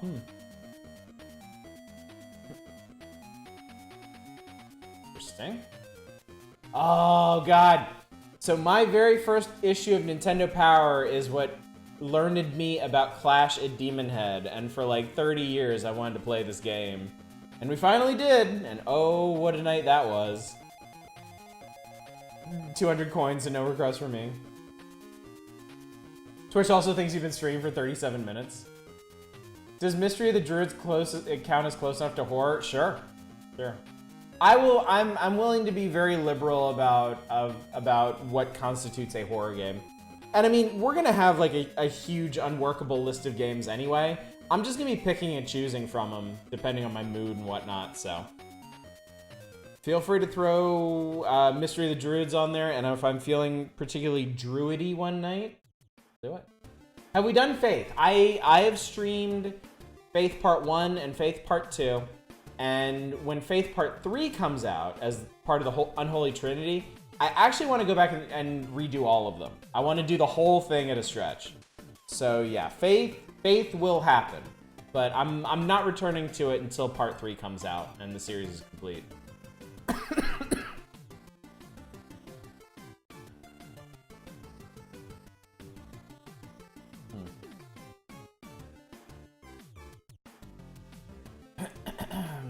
So this is kind of a weird feature they did. They did everything in like first person.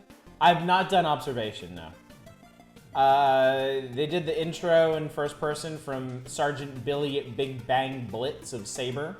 And then all of the tips are supposed to be messages from HQ. So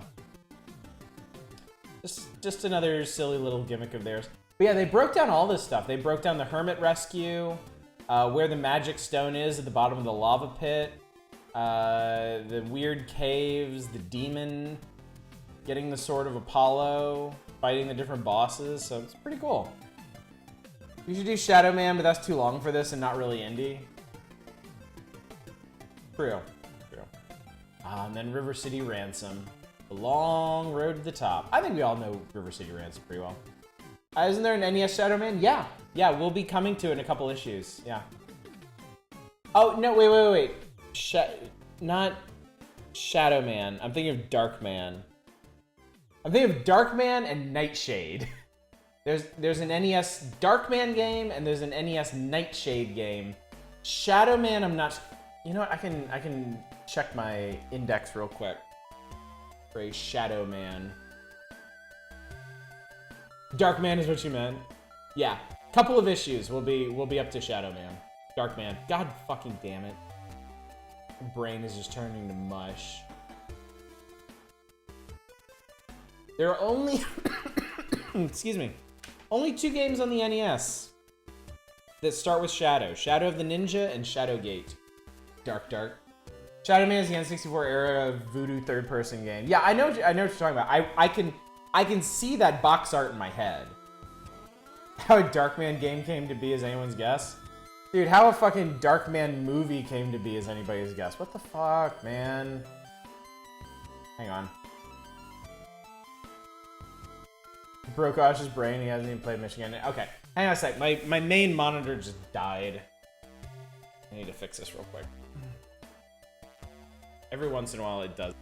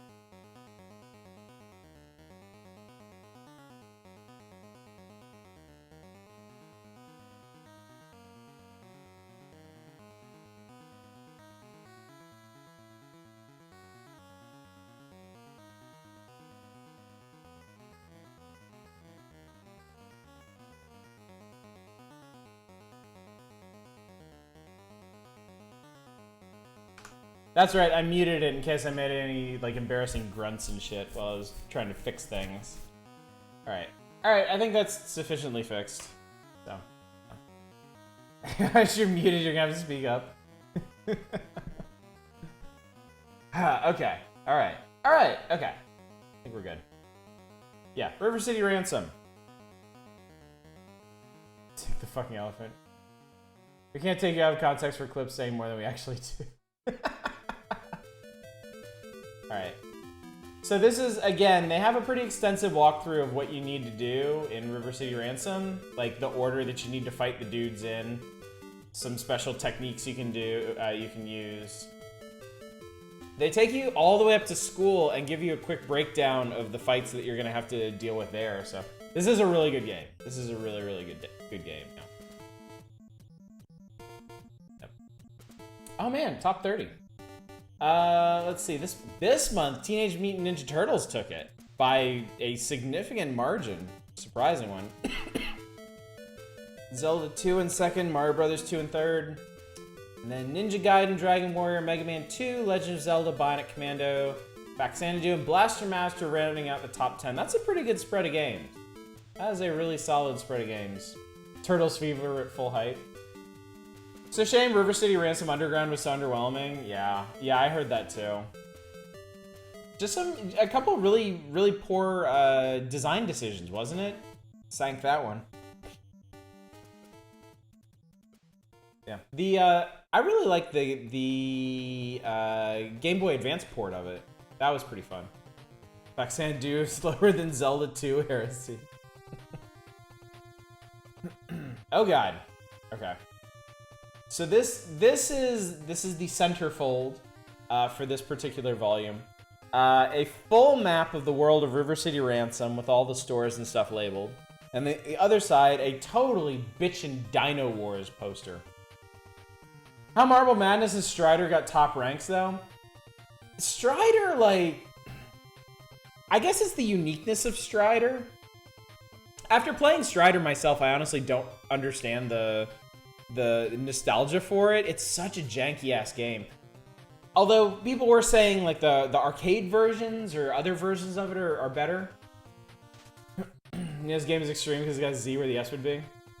Mega Man under RoboCop. Marble Madness, I mean, people liked playing this game, even though it was a complete ball buster, like, literally. And yes, this is a map. Like it... Here. Move myself over here. So it says it all starts here. This is map 1. It connects to map... It says it connects to map 2, which is over here. It's a really confusingly laid out one. But, I mean... I don't really see much of a better way to lay it out than this. Looks like a Magic Eye. Genesis version is way better. How's you rank Roger Rabbit above Contra? People were probably mad about how hard Contra was. Judging the game taste of kids in the 80s. And yes, the movie was extremely popular because the movie was extremely good. I never read over these because they're super boring. Hey, it's Game Boy time! Everybody loves Game Boy time. So this time, they're going more in depth with golf, and then hitting on Boxel, Quirk, Solar Striker, and etc. Ooh. I've always been a huge fan of etc. Golf! Golfers and Game Boy fans alike will go for the greatest video golf game ever. Take a tour of 2 golf courses, 36 holes. Practice on the Japan course, and then go pro on the tougher USA course. ETC, oh, fuck. So yeah, we saw golf last time, that was fun. Boxel, a simple idea makes for a deep and challenging game. It's crate pushing the game. You have a 1-screen room, you have crates, and you have dots that you're supposed to push the crates onto. When you push all the crates onto all the dots, you win. There are 110 different puzzles. Quirk's description kind of makes me want to suggest it. A cool tomato works through the underground to save his friend. Quirk is a sliding block puzzle game. You Quirk, a hip tomato with shades and a sense for adventure.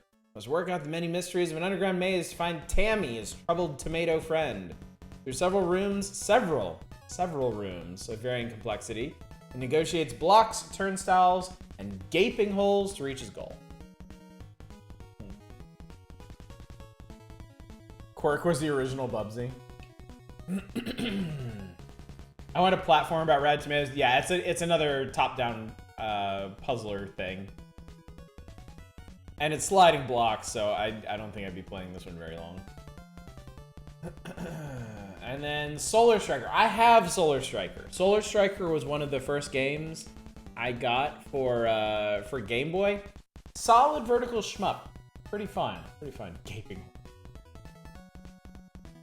I've beaten it a couple times. It's one of those where you kind of have to memorize what's going on because your ship's pretty slow and stuff happens pretty fast, so. And coming up new for Game Boy, Asmic World. The new name for the Asmic dinosaur is Boomer, not Bronte as reported last issue. And is ready to bounce into a Game Boy Adventure against the clock and a bunch of roaming creatures. Bugs Bunny! That shitty Crazy Castle game that we looked at. Coming to Game Boy. Selection. Kemco Seika is working on this RPG for Game Boy. What we've seen of this one looks promising. More details later. I think this is Sword of Hope or something. Nemesis. Word has it is Gradius style game for Konami. Maybe out for Game Boy later this year. Would Selection be that environmental RPG? I think so, yes. I think so. And then more to come. Rumors are many on the Game Boy development front. Before the year is over, we may see upwards of 40 titles. The possibilities include a hit-and-sink warship game, which should be fun for video link-ups, a Game Boy Adventure for Acclaim's character Kuros of Wizards and Warriors fame. We're definitely trying that when we get to it. Probably Sword of Hope, although that never came to the West. Sword of Hope 2 did. I thought both did. Stars. Hello. I thought I remembered seeing both of them in Nintendo Power. Well, we'll find out. They can't be that far away. Yeah, we're definitely gonna check out the Wizards and Warriors game on Game Boy because it's probably gonna be fucking awful. So I played that in Great Greed. You did play Great Greed, yes. And a Spider-Man game from LJN. That's a shame. It took forever to load up. I tell you what. Let's do a quick little tour of these Game Boy games. I feel like it. And Eva was nice enough to put in the coins for etc. So I can honor that. That Spider-Man game is garbage. Okay, hang on.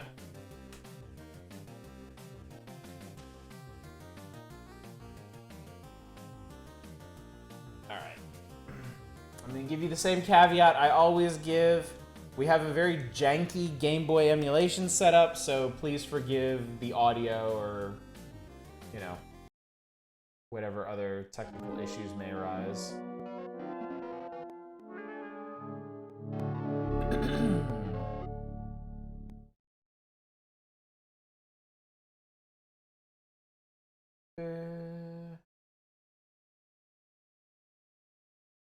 Japanese game of Sword of Hope is Selection Era Bareshi Mono. That is an interesting name for an RPG.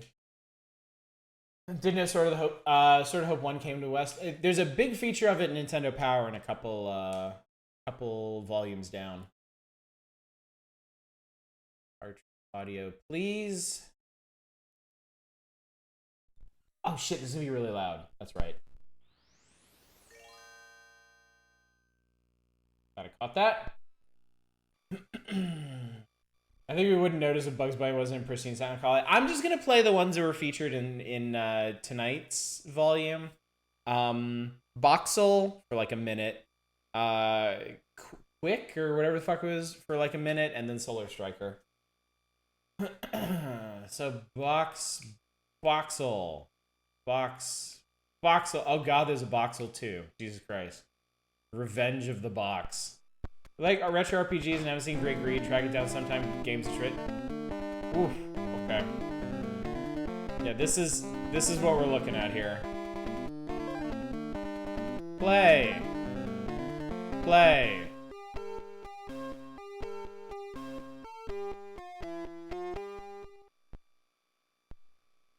Hubba. Please take my gift. What? Is that a crooked cross?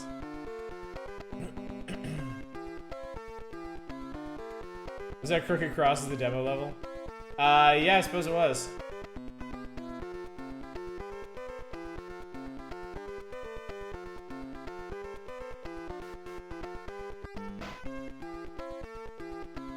I usually get the Great Powerade for hot days. The taste always was familiar. I could never pinpoint it till today. Niece gave you a grape Tootsie Pop and it just popped in your mouth and it's the same damn taste. Nice.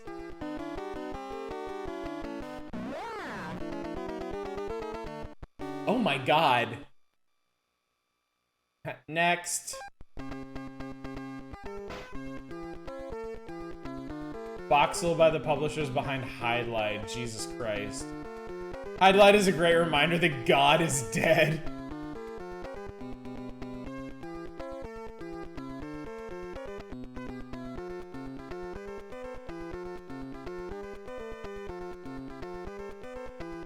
Song needs a Power Glove cover.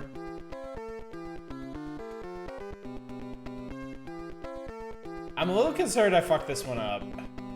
I fucked this one up.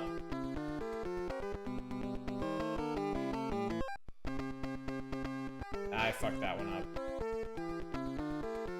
Yeah. Okay. Okay.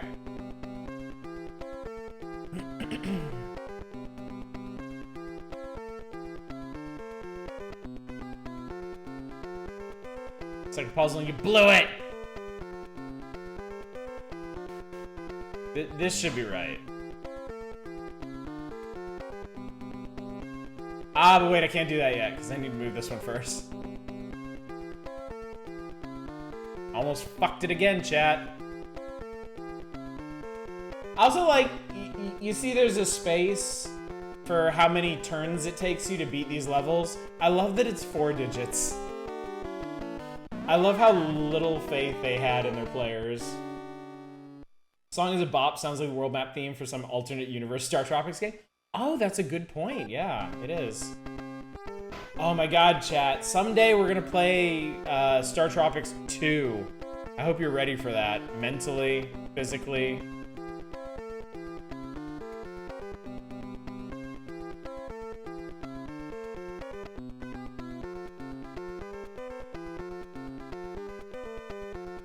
But, wait.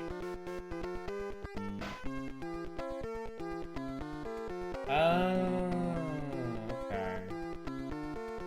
Ah, okay.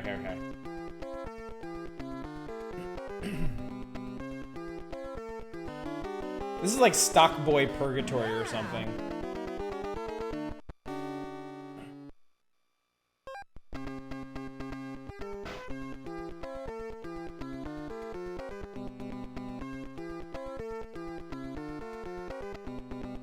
Song doesn't even sound like Game Boy.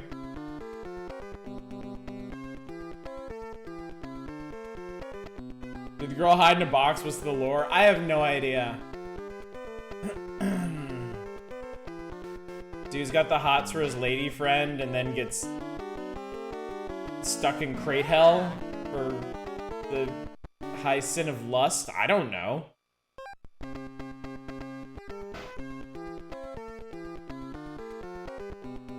This is the origin story of Five Nights at Freddy's. God.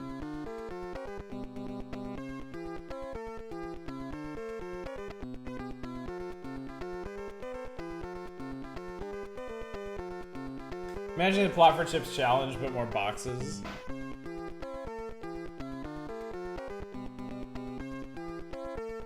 I think you have to do this first. Yeah. And then you shove this over here. That goes in there. Then you shove this over here. Actually seems like something I'd like, but like 1 or 2 levels a day, not straight through. Yeah, I agree. I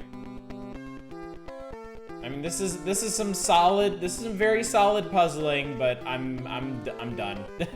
I've had enough. Cause this is it. This is literally it. This is all you get. One screen rooms and boxes.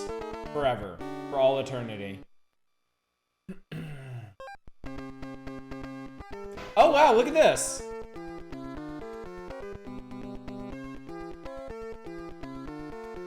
So I guess they do have levels of different scales which is interesting.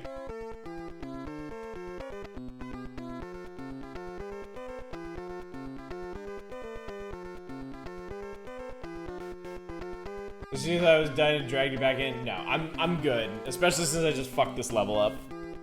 So yeah. Alright, so that was Boxel. You only have 115 levels left to go. Oh, is that all? Alright, let's check out Tomato Drama in Boxland. Whatever the fuck it was called.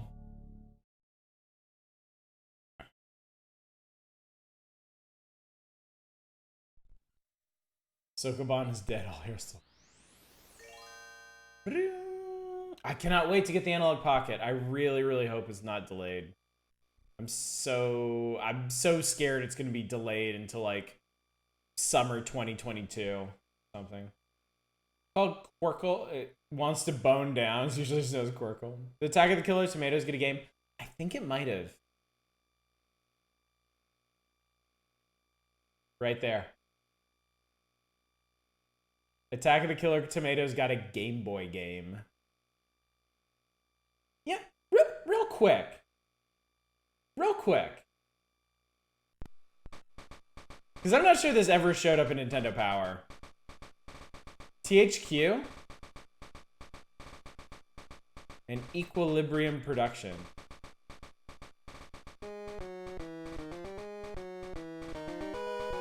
It does count as etc. That's true.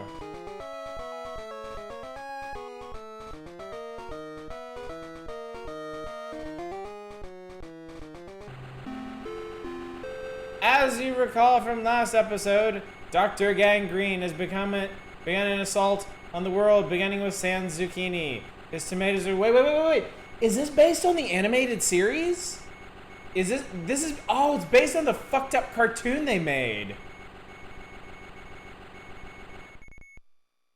Holy shit, that was such a messed up cartoon.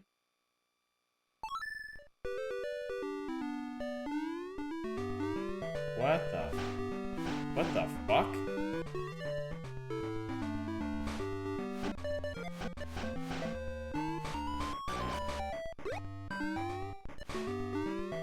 What the absolute fuck?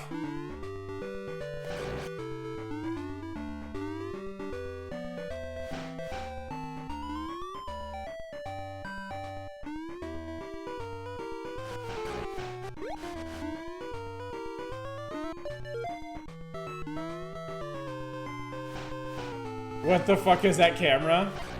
Ow.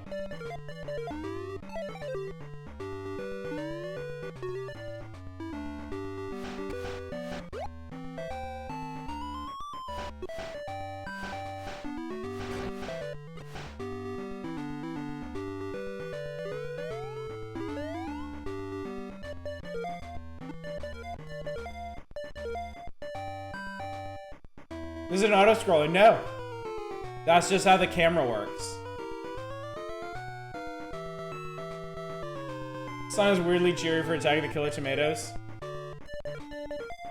The, oh god. Oh, Christ. Okay, well, that happened. The animated Attack of the Killer Tomatoes was, like, a tonal fucking nightmare. It was the weirdest goddamn TV show, like, I've ever seen.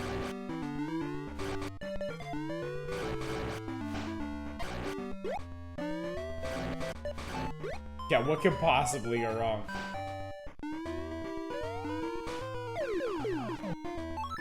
Alright, that's enough of that. So, curiosity sated, I hope. Also lifted sounds from Link's Awakening. Is there a Game Boy Bubsy? Genuinely curious.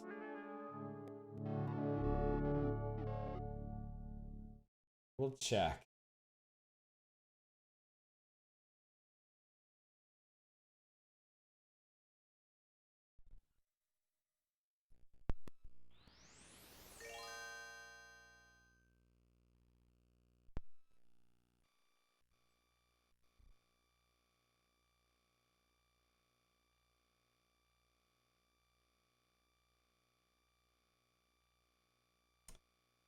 Bubsy 2 on the Game Boy.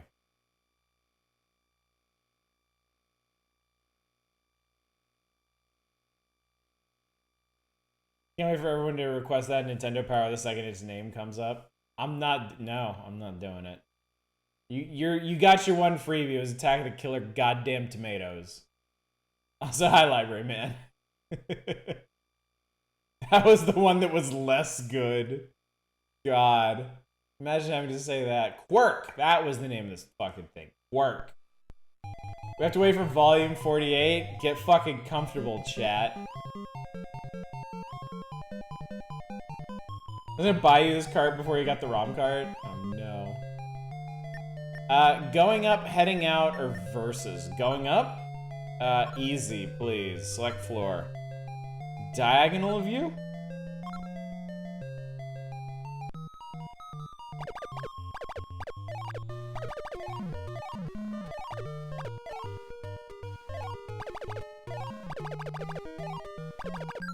Interesting. Bubsy 3 Goatsy. You did it!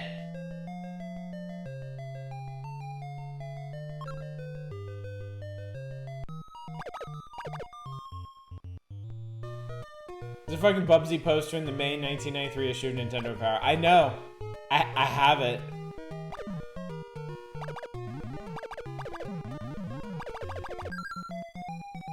That is not a tomato. Who are you to judge, Eva?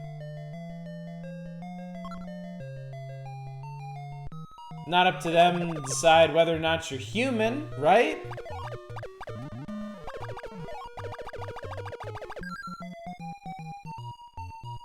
Someone who's seen a tomato. It's a ball with glasses.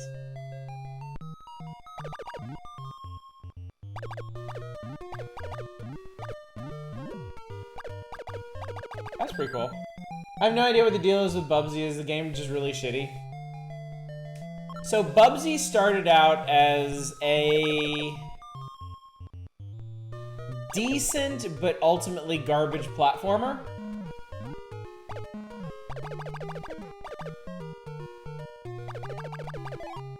Ah, there we go. It got a sequel that wasn't really any better. I don't think Bubsy really became a meme until Bubsy 3D, which is one of those legendarily bad games. SAS mascot with attitude. No, I didn't mean to do that.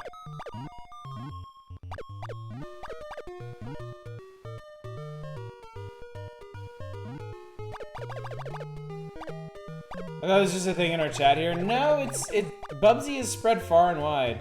It's like Sonic, but a bit too much.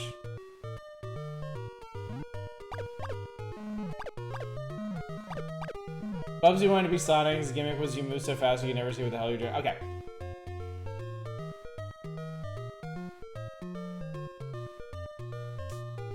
Let's take a moment. Because I think we've all seen Quick.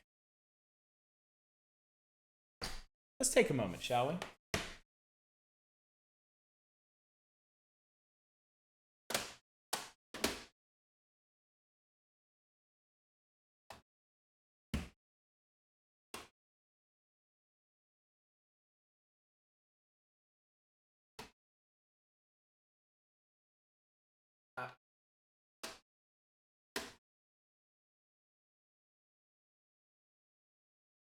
It's the real deal, folks. Don't ask me why I did this. Just know that I did.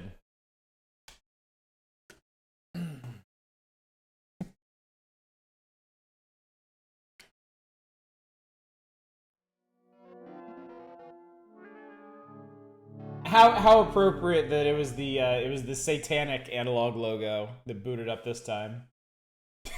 Our God and Savior, Bubsy the fucking Bobcat. I think we should call 911. This would be a good time to stage an intervention, really. You have Accolade to blame for this.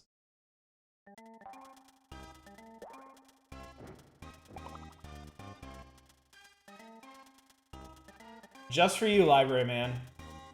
You asked, and I'm providing. Fuck's sake. I'm providing a service. So this is Bubsy. This is the nature of the beast. It's platformer. Bubsy runs around, he slides around, he jumps. He can glide too, that's right. You can do a degree of gliding here. He collects yarn, he collects t-shirts. Yeah. Yeah, okay so far, right?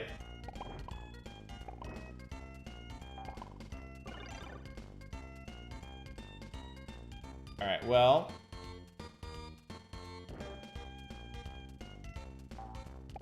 It's okay so far because I'm being really careful. Okay. Something that you can't really see from what's going on, and I'm gonna try and give you an example of it, is you have this ridiculous momentum in midair. He's a flying squirrel, he's a bobcat. Like, I want to show you how this works, but I'm not even sure how this works. Oh, fuck. I think that might kill you.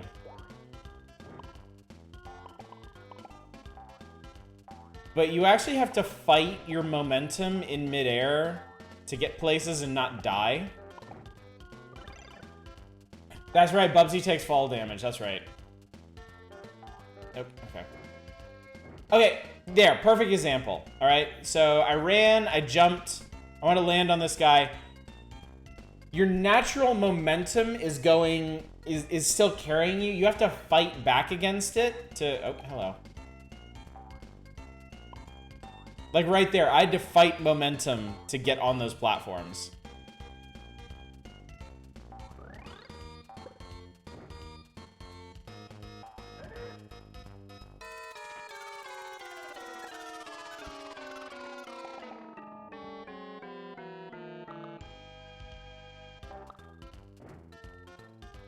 It's a game that has a jump arc that always overshoots, yeah.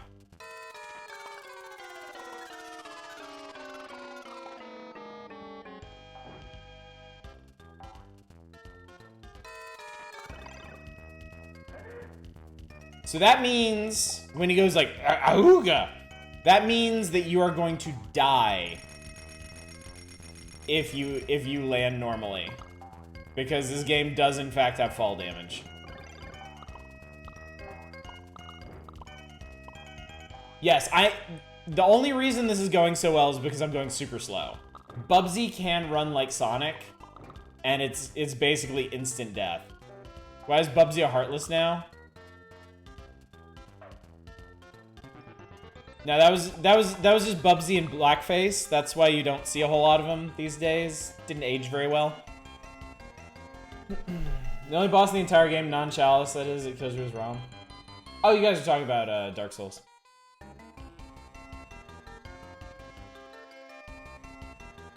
You have a massive amount of iframes when gliding, too? Did I mention I don't like heights? Yeah, you did, actually.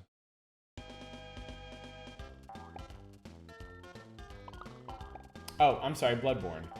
Excuse me.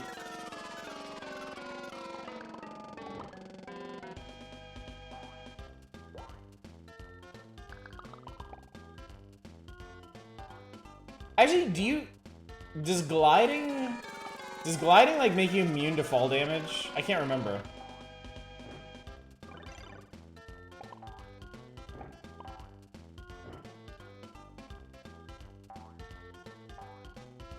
Oh shit! Okay. That's the whole point of gliding? Okay. So you pretty much always... Oh fuck, okay. You pretty much always want to be gliding then. I don't want to be back here, are you fucking kidding me? What the fuck?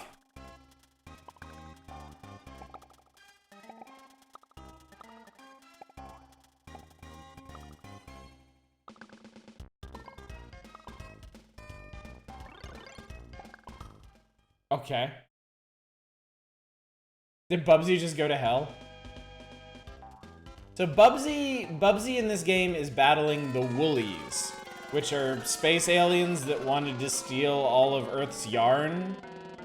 And he's not having none of that because he's a bobcat, and I guess bobcats really love yarn.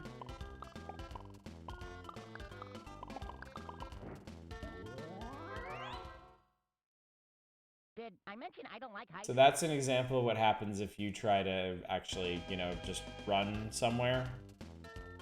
Bubsy goes really goddamn fast. And then dies. Did I mention I don't like heights? And then you have to hear his stupid quip every time you restart the level.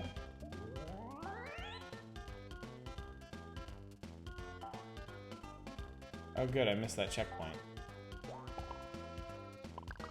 Good.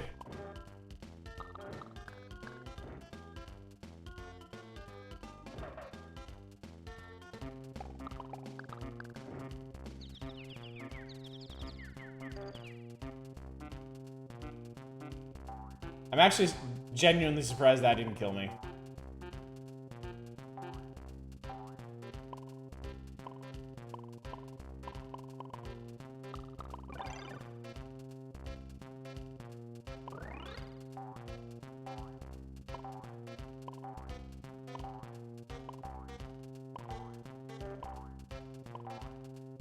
I guess his room's a dead end? Oh fuck.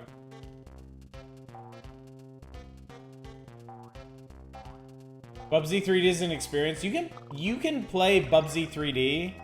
Like, any of y'all can go online right now and play Bubsy 3D in a browser.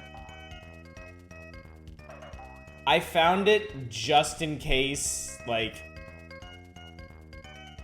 I mean, honestly, I don't know what I got it for. I'm not sure what I was just encasing. This whole series is a dead end. I can't believe I didn't die there. Honk. Holy fuck.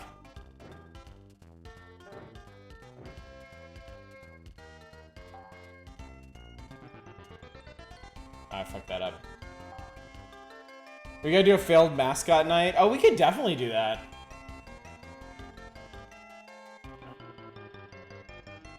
And somehow Bubsy 2 is a bit worse. Area the Acrobat, Gex. Cool Spot? Would you consider Cool Spot to be a failed one? More fun to watch you play this than the last 3 games. I mean, this also came out years and years and years later on a much more powerful system, so... You know, when we're... these Game Boy games that we're looking at are like the origins of the species, practically. Well, I just killed myself. And with that... Shut the fuck up. That's Bubsy. That's all the Bubsy you get for one night. That's all the Bubsy I can take for one night.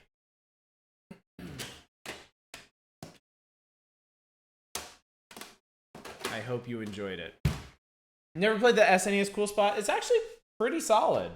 It looks really good. Well, in my child's mind's eye, I remember it looking pretty good. Punky Skunk was kind of neat if I recall, but definitely a failed mascot. Alright, there was one more Game Boy game I wanted to play. This one's actually pretty decent. Was this a PS1 game? I think Bubsy 1 and 2 were SNES only. I think Bubsy 3D was Bubsy 3D PS1 or N64? I can't remember. Second Round Cool Spot was old game bullshit. Yeah, I never got that far. I got like, yeah, I played Cool Spot for like an hour and I'm like, oh, this seems cool. PS1, okay. Artie Lightfoot. You're saying a lot of names that I remember reading about Nintendo Power, so we'll probably get to them. What was the possum of the night? Sparkster. Right? Sparkster the Rocket Knight?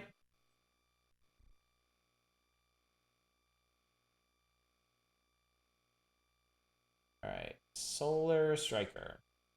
My pleasure, Library Man. It's always an experience bringing more folks into the Bubsy fold. Solar Striker.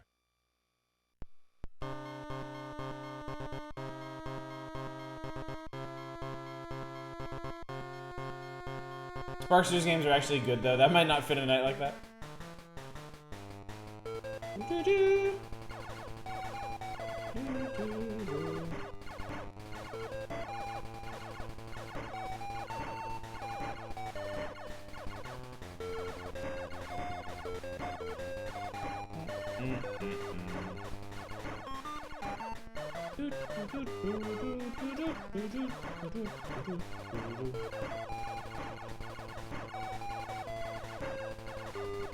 This game was a huge part of my childhood and is probably a contributing factor to me enjoying shmups so much.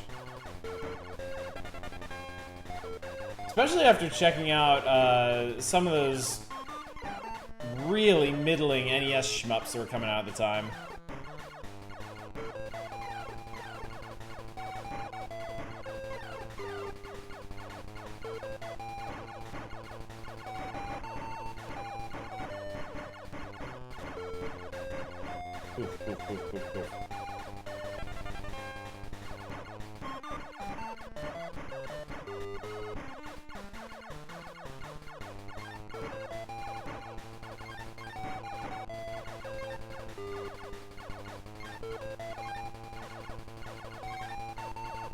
You know what? Hang on one sec. Let's change up the palette for this. What's gonna look good for space? Oh shit, here we go. Perfect.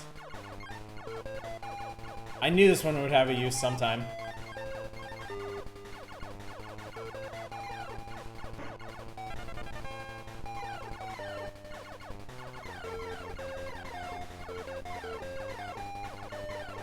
These guys attack you from the, like, they try to ram into you from the side if you let them get parallel to you.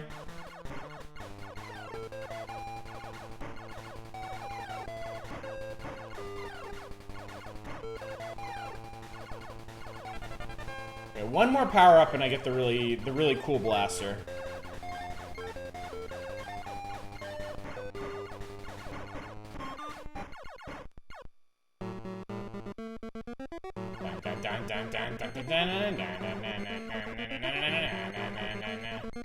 Yeah, this is where I started learning as a child to recognize shot patterns and dodge shit. This really cool blaster have 4 shots? No. Your ship does die in 1 hit, yes. It does indeed. I forget how many of your power-ups you lose. I can't remember if your blaster goes down 1 level or if you start from scratch. Well, we'll definitely find out, because this game gets pretty hard.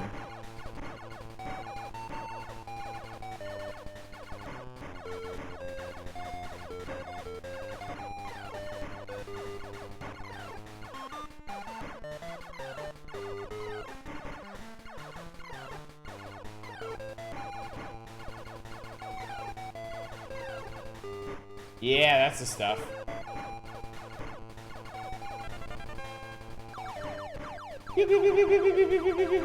Oh, fuck. Okay, it goes down 1 level, so I need to grab 2 more power-ups to get my cool blaster back.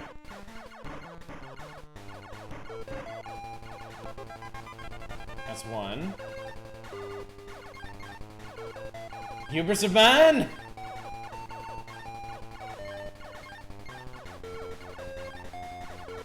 Wasted by my own power petard. Oh, here we go. Picking up speed.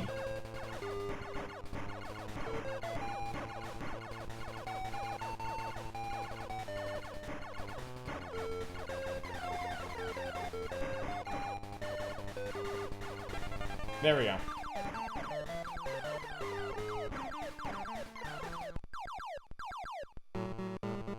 I just realized he doesn't get paid by the hour.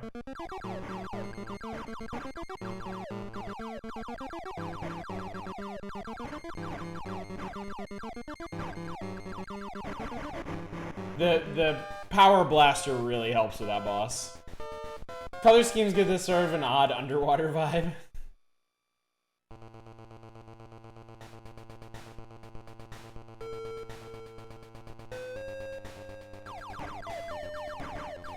I always really like this stage. because you're flying low through this city and you're blasting stuff on these streets, and just the music is so good.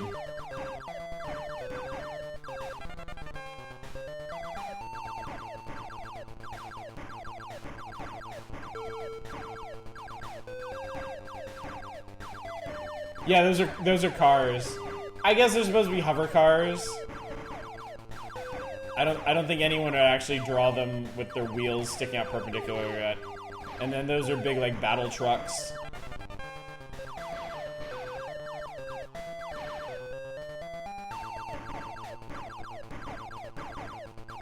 You can see the buildings off to the side here. Yeah.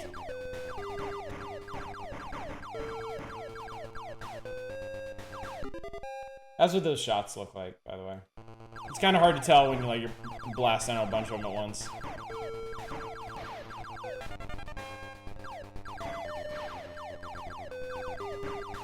Back when you had to use your imagination a bit while gaming, yeah. Back when it was all basically impressionist.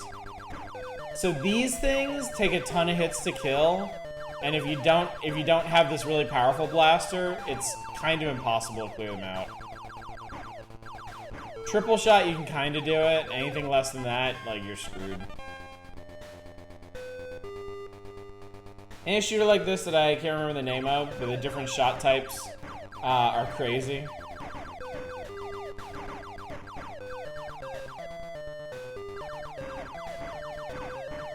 Unfortunately, this is basically it. I've gotten the best weapon in the game. There are no other power-ups or anything, so it's a very, very straightforward vertical shmup. But also the first one on the Game Boy, so I think it's allowed to be.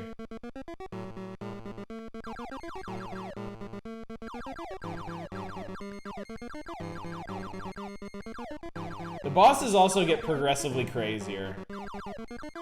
Like, I'm hoping I can show you some of the really wild ones.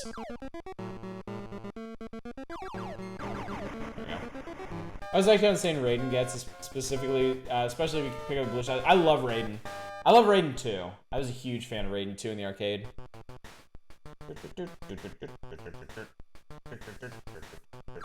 Raptor 2 still your favorite shooter like this? Raptor 2 was so innovative for having like an actual like purchasable upgrade system in it.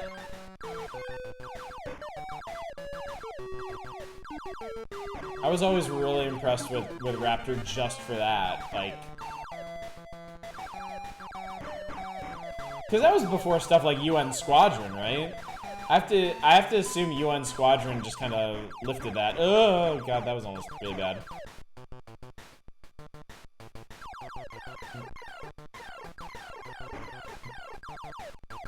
This game seems fun. I really liked it as a kid. It's very simple. It's a very simple shmup, but it's very solid, too. Raptor 2 and Terminal Velocity are the two main games you play at your friend's house on your dad's PC. His dad's PC.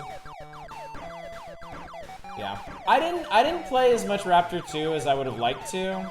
I only ever had the demo for Terminal Velocity, but oh my god, I played the shit out of that. I would have played the actual game so hard. Terminal Velocity always seemed really cool to me. Tailspin had upgrades in 91. That's right, it did! That's right, and I'm remiss for forgetting. Okay, so from this point on, the levels are going to start having mini-bosses, too.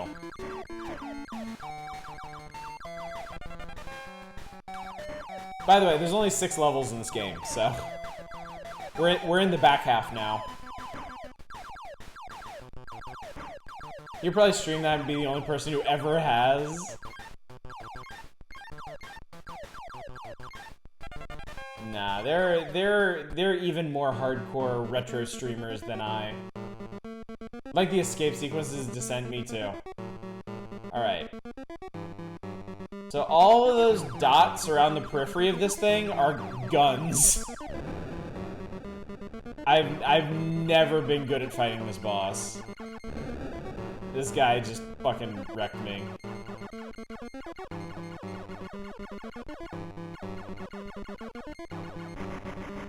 Oof. Descent was too hard for your baby brain. I never beat Descent. I got like halfway through it. I got stuck on one of the mini bosses.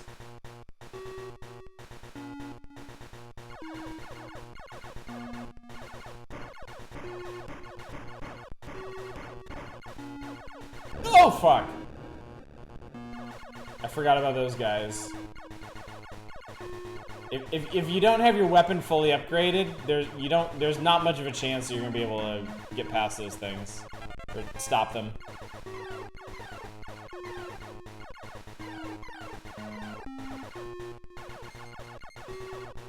I think this is another mini boss. This is the stage 5 mini boss. I'm not even sure I can do enough damage to beat this guy. I mean, we're getting there, I suppose. Oh, he gave up on me.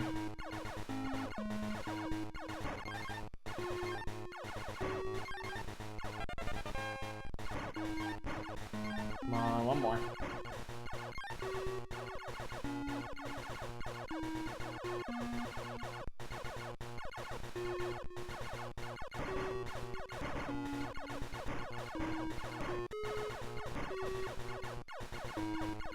Really need to play Radiant Silvergun at some point. Yee!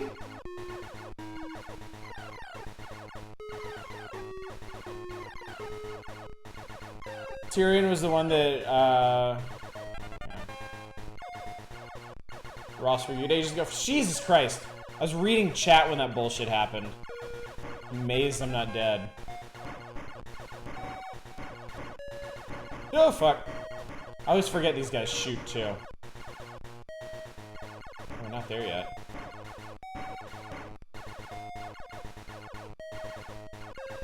Whoa! Whoa, whoa, whoa, whoa, whoa, whoa, whoa. Oh my god, one more power up. That's what I needed.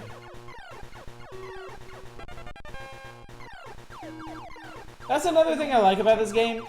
Mistakes are recoverable.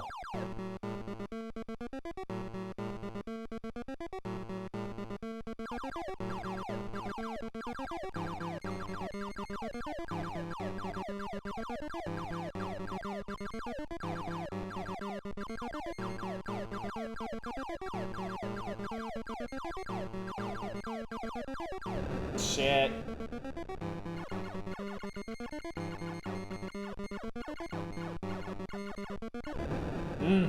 This game is hard. This game gets really hard.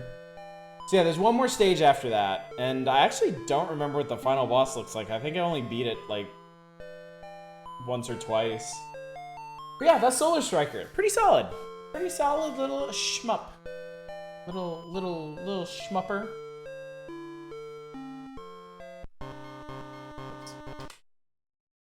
That. All right. Well, dang, we still got half an hour left, and we made it to the previews. Go us. They look very fun. Yeah, brought back a lot of fond memories too playing that. All right, let's take a look at Super Mario Bros. 3, Burai Fighter, Astyanax, and Dino Wars. Say the magical mushroom worlds, Super Mario Bros. 3! Oh my god, Bowser's back, he's fucking shit up again! Turn into a fucking tanuki, slap him with your giant pendulous balls! I've always loved this piece of art right here. I really like this. My first non-pack-in title for a Game Boy is Castlevania Adventure. I'm so sorry for Yuri. I am so sorry to hear that. Castlevania Adventure, I think, was the third or fourth... So, my pack-in was Tetris. My parents got me Super Mario Land right away. And then my next two games, I don't remember which was third and which was fourth, but my next two games were Castlevania Adventure and Solar Striker. So, the first two levels are fine. The first two levels are tolerable. And then it really goes the fuck off the rails. Walk, run, jump, duck, slide, swim, warp, fly, stomp, fire, swat, hammer, kick. Third game is Pokemon Blue. Although at first each area seems difficult, with practice you will conquer them all. Another of SMB3's strong points is the great play control, which makes possible some amazing moves. That's actually true. Yeah, more tricks and items than ever, Mario. Hurry up and save our world. Oh my god. So this was like, I remember seeing this and this being like a revelation. Like, oh my god, look at all this shit that they're cramming into a Mario game. Like, it was pretty mind-blowing going from 1 to 2, but like 3 was all of that wonder plus like quality and challenge and yeah. This is definitely one of my favorite Mario games of all time.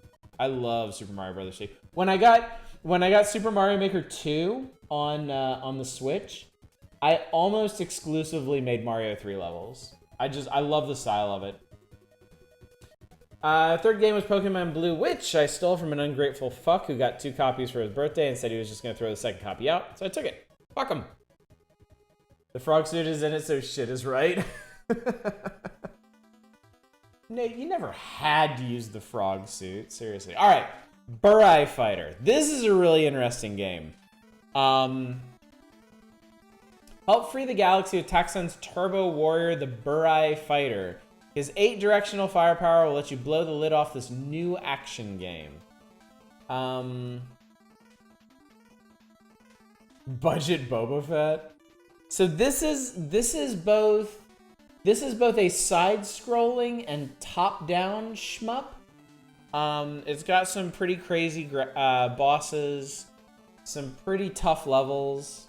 Spaceship Servant, too. I think they'll do a bigger spread in this in the next volume, but I might play this tonight, depending. You get a couple different weapons that you can upgrade to. But just a really interesting look and feel to this one. Aston Axe with the... Oh, Mr. Skullhead's partially cut off here. This is not great art, fortunately. So this is like anime high school fantasy warrior mans. Is it Jam DeLorean? We beat this game a while back, and it was it was a struggle of Castlevanian proportions, but we did it. And I guess I'm glad we did it. He really hates that fairy.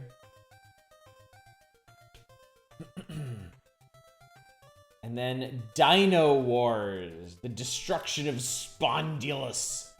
Rid the solar system of huge mechanical lizards. Giant beasts have invaded the Spondylus solar system. Using their awesome might and computerized minds, they've driven all living creatures below the surface and spread a virus to life support systems. Only one man, the deranged Dr. Brainius, could possibly be behind this evil plot. It's up to Professor Proteus, a former colleague of Dr. Brainius, and the creator of the Spondylus planets, to stop this mindless destruction before everything is gone. His new Cyberosaurus is just the machine for the job. This game kicks ass. Alright, chat. I think we got time for one more game tonight. What do you want to see? Do you want to see Burai Fighter? Do you want to see a run back of Aston Axe? Do you want to see a run back of Dino Wars? We're not playing Bubsy 2. Go fuck yourself. We could do Super Mario Brothers 3 if you had some huge inclination to see that again. Oh, okay, well, Satellite settled that. We're gonna play Burai Fighter. Satellite, put down the coins. That settles it.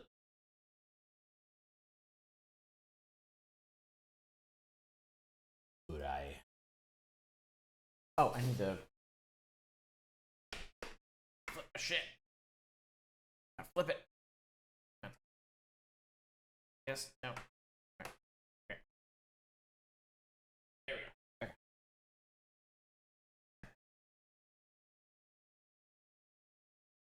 Bubsy, heck. Burai Fighter.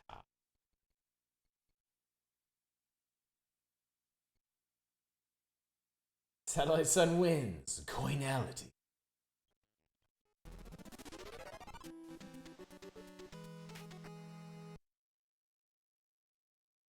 game. I'll be an eagle. Don't want that albatross around my neck. You may have heard this song before, by the way.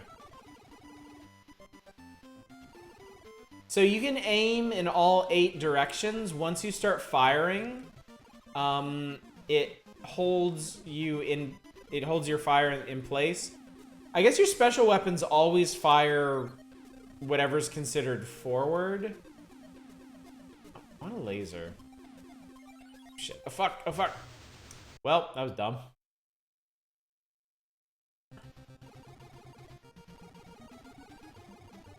Nice job, idiot. Thank you. Thank you. Ring, missile. So there's laser, there's ring, there's missile. Oh, so laser. Okay, so laser you can fire in every direction. Missile, I guess, goes forward. Ring, I don't know how the fuck that thing behaves. Okay, so you can level these up by... I almost literally did the same exact thing again. I was so close to just doing the same fucking thing all over again.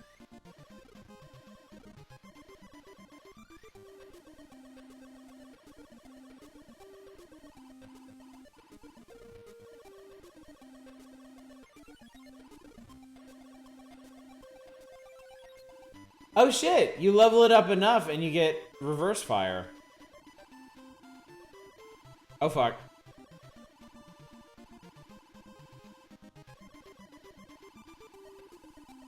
Oh fuck! Die, you piece of shit. Space Harrier vibes.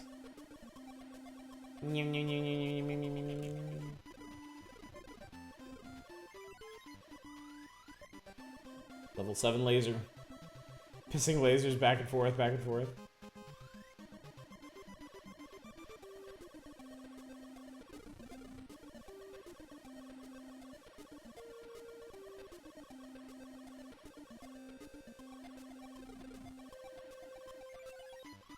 There we go. Now I have a little hovering floaty buddy thing.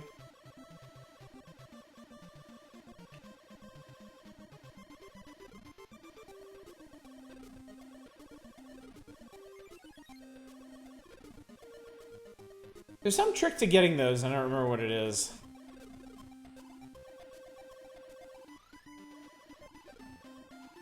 So those red things that the enemies leave behind fill your extra meter. I think when it's full up. I think when it's completely full, you get like a, wow.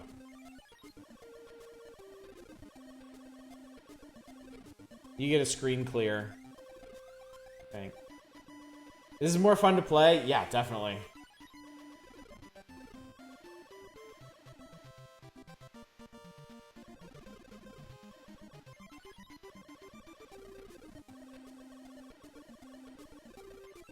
Alright, I can't upgrade the laser anymore. It's fully upgraded.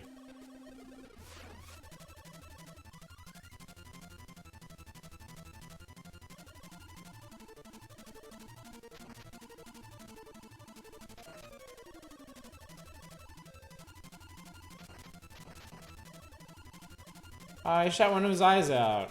I'm sorry, not sorry. Boom! Owned. A very spiky explosion. Special bonus! 10,500 points.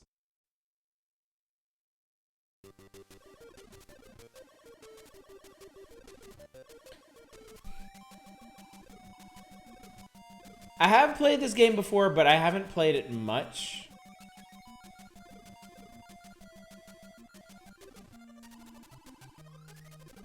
So I'm not gonna remember all the stages.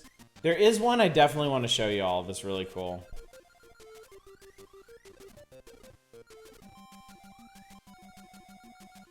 Bubsy didn't shit laser. If he did, he wouldn't have been able to shut him about it.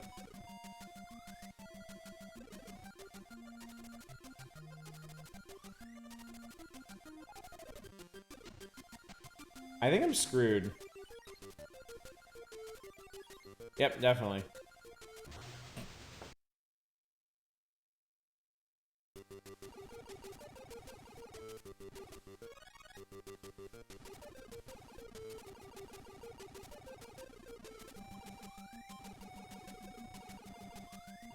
So my laser's still rated A, so it seems like maybe if I can get it back, if I can grab a power-up that says laser, maybe I'll have my full-strength laser.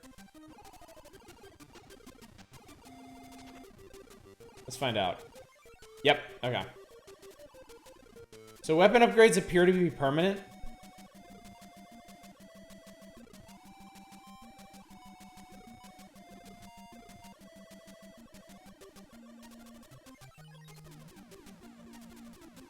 Oh, I accidentally got missiles. Okay.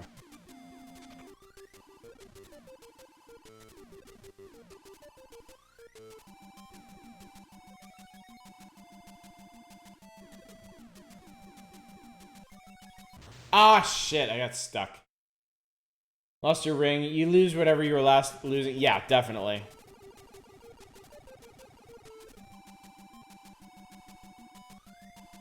It seems you lose your entire extra bar, too.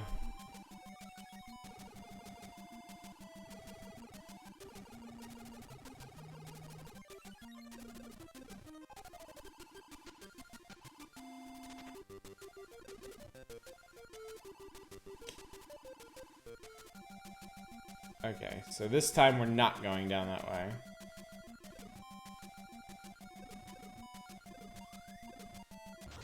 Man, fuck off!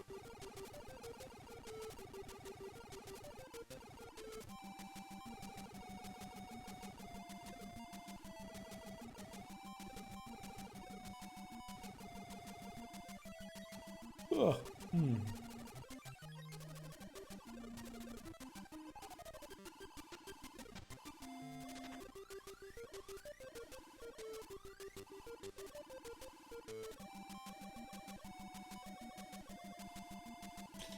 This is my last life, so I don't think it really matters if I'm on laser or not.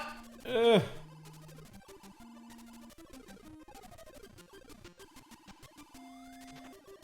Wish the real Boba Fett shot space donuts instead of dying like an absolute chump. Oh, but he didn't die. Didn't you know that? Star Wars nerds are, of course, completely incapable of letting go of anything from their childhoods. So now Boba Fett's back, and he's getting his own TV show. Isn't that exciting? Isn't that just really exciting? I bet you're gonna blog about how exciting that is.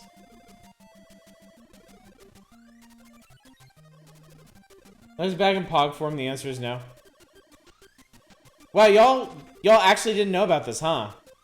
That was like a big part of the Mandalorian season 2. Was setting up the triumphant return of old Boba Fett. Spoilers, I guess. Whose OC was Boba Fett? Lucas's, I guess. And then I suppose Filoni adopted it.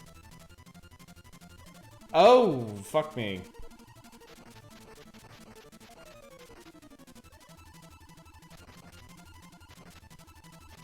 Alright, this is pretty cool. Not too hard either.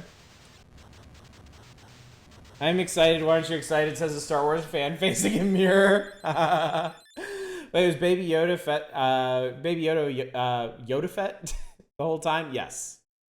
Okay, so this is where this game gets really cool. There are two. I think there's only 2 stages in the game like this. But these are actually top-down, open shooter levels. And it's up to you to figure out how to get from where you're starting, which is that blue icon, to the boss, which is the red one.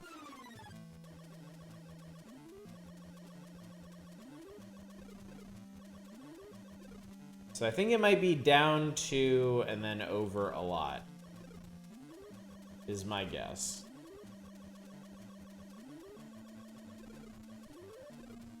Or I have a show about Armor Guy. Why do we need one about Spet specifically? Because Star Wars fans... Oh, there's the boss. So the boss, you just need to blow out all of its eyeball bitty things.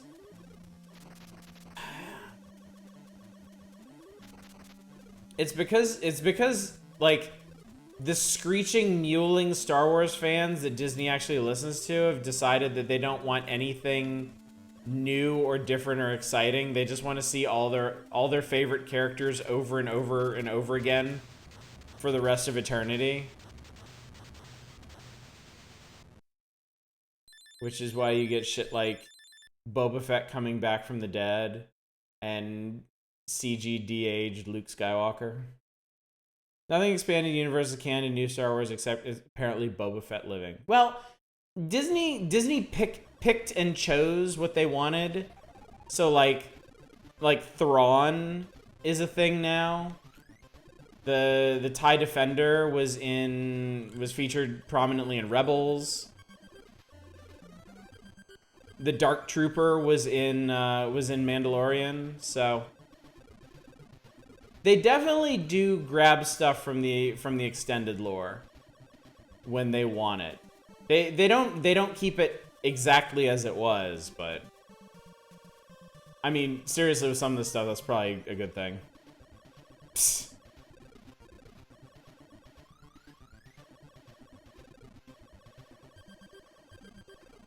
Well, Boba Fett is good at everything, so it does stand to reason. Oh, shit. I need to switch to a different weapon in case it... Well, no, it's probably lasers that are keeping me alive, so... Is the high ground still the strongest power? Yes.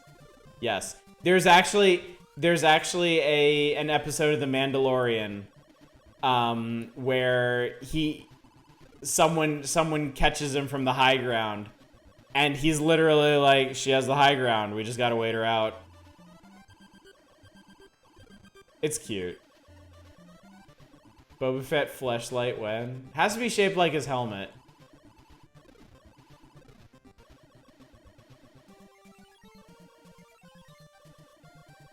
I guess the other characters ask, where's Boba Fett enough times? Hey, where's that one guy that did literally nothing for 2 movies? And then died like a chump to a blind man? I support what Disney has done mostly, though. It needs to be cleaned up flesh. Oh, definitely. Definitely. And I mean, like, stuff like Thrawn, like, that was a good get. You know, Thrawn, whatever you might have thought about the Timothy Zahn novels and the rest of the extended universe, Thrawn was a really cool character, and I'm glad they salvaged him. As opposed to something like, oh, I don't know, Mara Jade. The Mary Sueiest Mary Sue, whoever sued. If Dark Troopers and maybe Kyle Katarn. The problem with Kyle Katarn is... There's a lot of problems with Kyle Katarn. There are a whole fucking load of problems integrating Kyle Katarn into the canon they have now. One is that he was introduced as the guy who stole the Death Star plans, which obviously he can't do now. Another is that he's a Jedi. And they already have a big enough problem with Ahsoka Tano being like the coolest, most powerful, most important Jedi in the entire universe that never showed up in any of the fucking movies ever. And who we know from Rebels actually helped found the rebellion itself.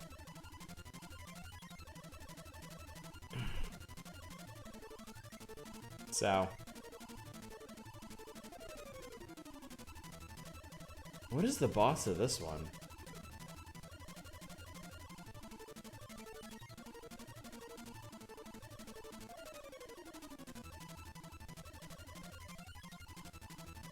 Feels like there's already a lot going on here.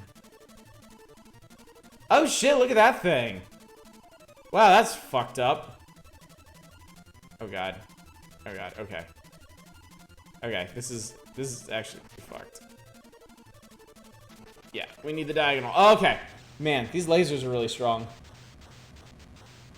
Calcatar and Brand erectile dysfunction medicine. Why don't we get Darth Plagueis the Wise miniseries? You can still do Qatar, and you just need to frame him as an egomaniac braggart instead of someone who actually did all those things. Yeah, that would work. That would certainly work.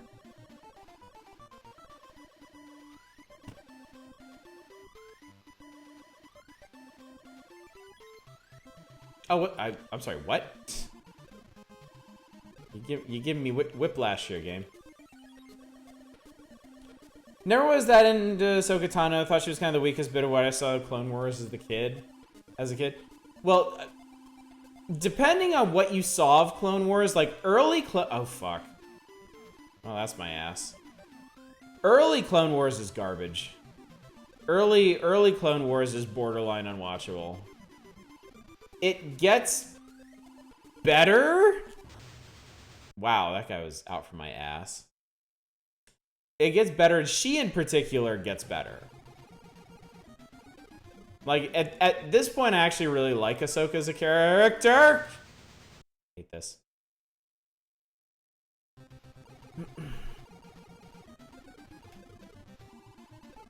I don't think this is how any of this was supposed to work.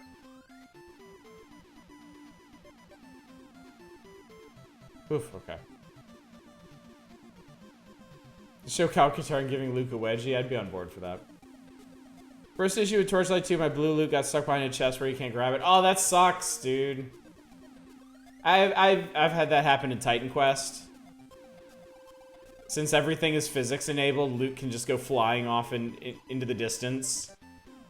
And I've had Luke fall down into bottomless pits and shit before. Heartbreaking. Heartbreaking is what it is. Ugh, really bad alignment for that. Ah! No! Okay, switch to missiles so we don't lose the laser. Game forgot its keys and need to go back to pick them up. How do they make Starkiller canon? Oh, God. Speaking of Mary Sue's.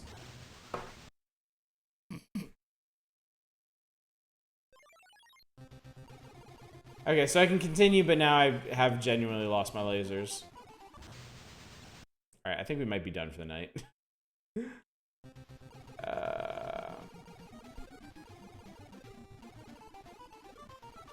If Dash Rendar ends up in the new stuff before Katarn, I'll become the Joker.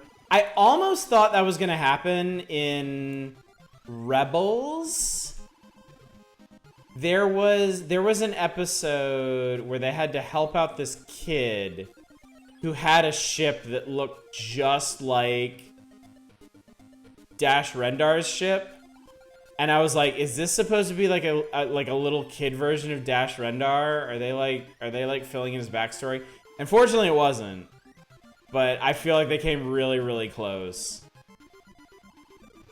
Like I almost feel like Filoni or somebody was like really wanted to do it, and at the last minute they were like, no, you can't fucking do this. You cannot bring Dash fucking Rendar back.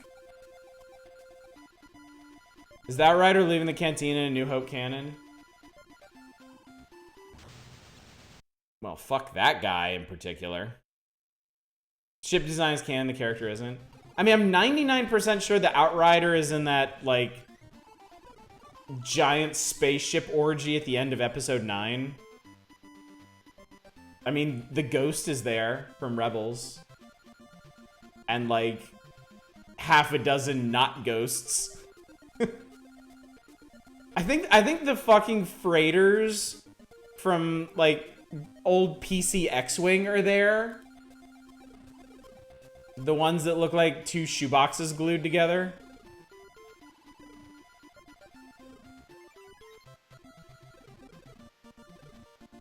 Star Wars is now non-canon. I've decreed it, and it is so unjust.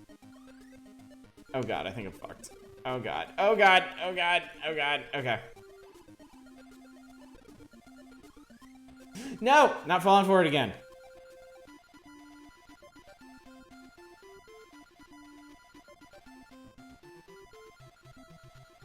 Disney Star Wars can't leave anything to imagination as long as there's money to be made. I'm just, like... I tell you what I'm excited for. There is a Star Wars thing that is not Lego Star Wars that I'm excited for. And it's Visions. I am legit super excited for anime Star Wars. You know why? Because it's something fucking different. It's not Luke and Han and Chewie and their fucking adventures all over again for like the 20th time. It's going to be something new, and that's genuinely exciting for me.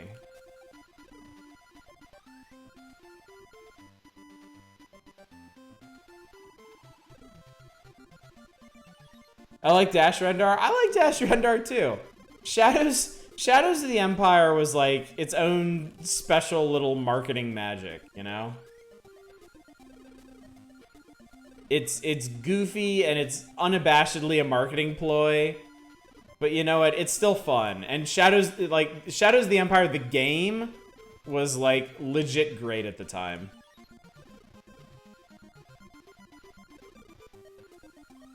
Nigh unplayable these days. I'm sure it's not that bad. I've seen people streaming it. If I could manage it as a child, I could definitely manage it now. Fuck me, man. Strong disagree, thought the game was trash on release. I did literally everything you could do in that game when it came out. I got every single secret in that game. I loved that game. It wasn't Dark Forces, but it was another take on Star Wars immersion, and I was all for it.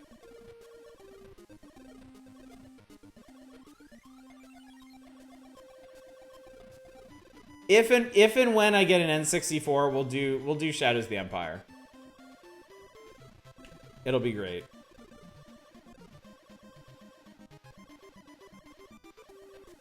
The novel is worse. The comics were worse. The game was really about the only good thing to come out of Shadows of the Empire. They just, I mean, the whole thing was just them wanting to sell a product. And I mean, on some level, that's all Star Wars has ever been. So.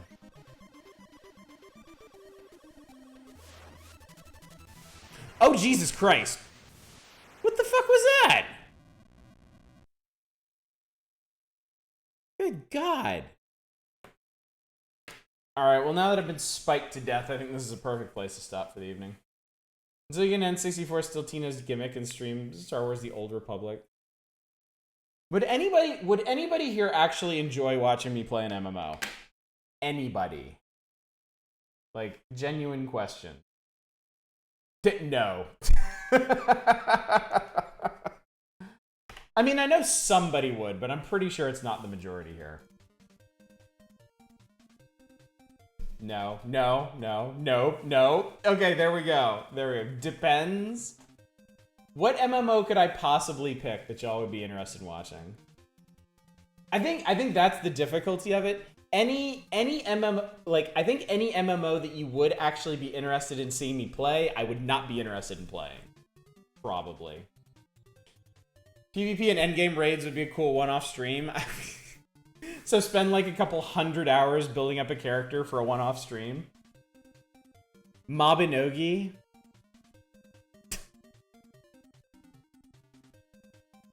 God. I'd lose my goddamn mind if I played Mabinogi. Secret World? Secret World could be interesting.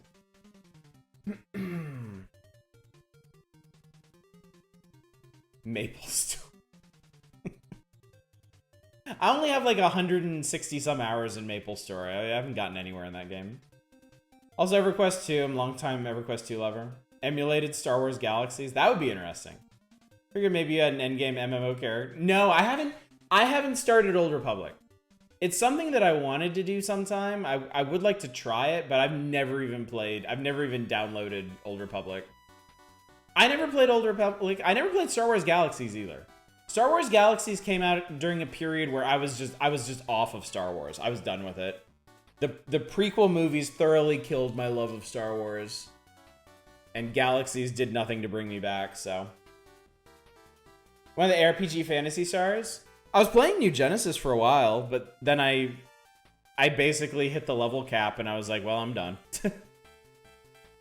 City of Heroes and never get 5 minutes past character creation before you make something new. Emulated City of Heroes is fun too. Ultima Online, Jesus Christ, no. Disney owning Star Wars was enough for you to jump off for good. I can understand that. It's definitely a different beast now. So.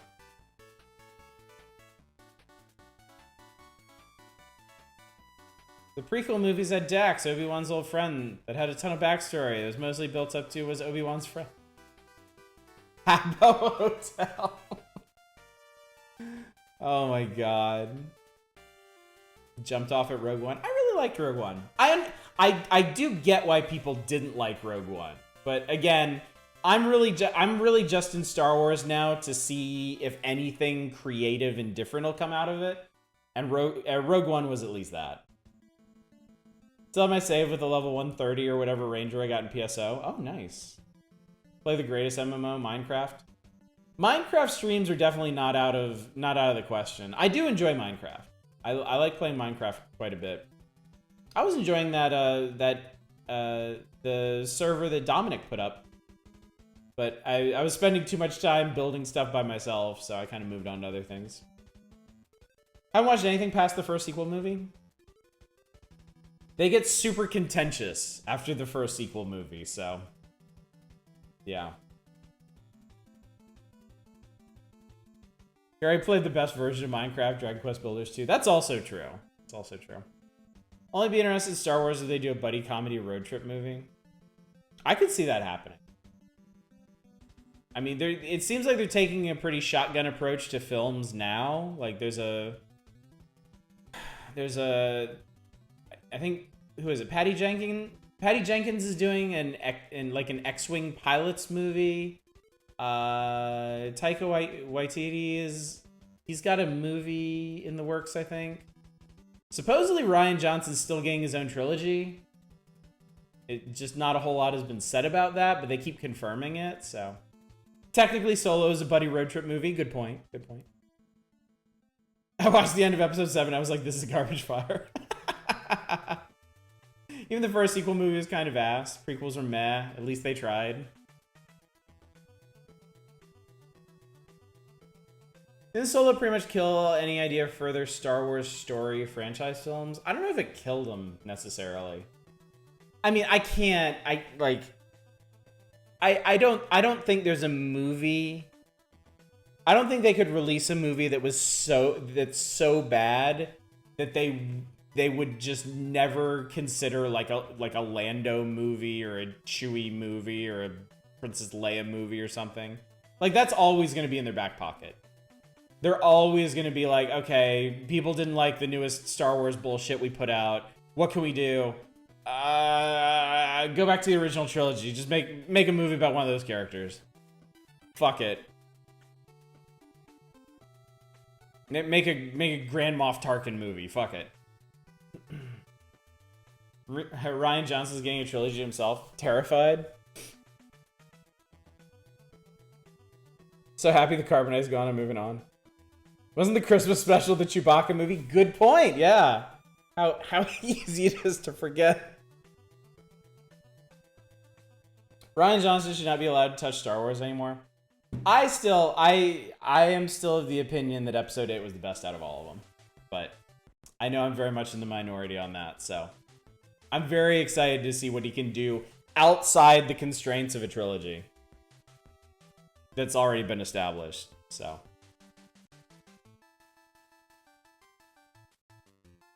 playing the Switch version of Torchlight, they kept the head crab pet screen.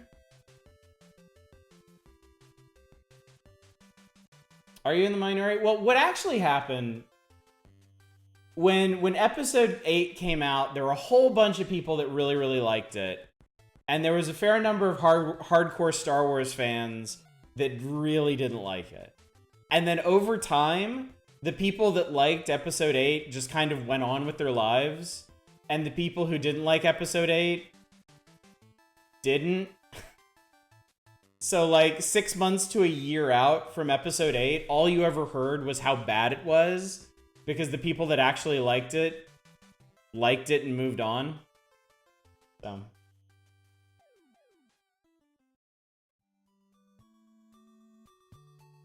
Oh, thank you, Baconcopter. Thank you for that. Hey, you bot.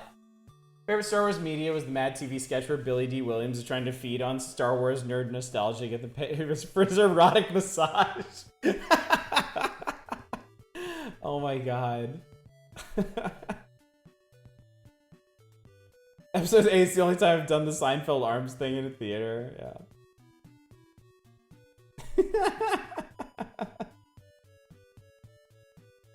Yeah, that's the thing. The people that didn't like episode 8 really didn't like episode 8 and never let anybody forget about it. So, sometimes I feel like I have an obligation to remind people that I like episode 8. Just to balance things out. Just to bring some balance back to the Force. Favorite Star Wars movie media is Robot Chicken's Jar Jar meets Darth Vader.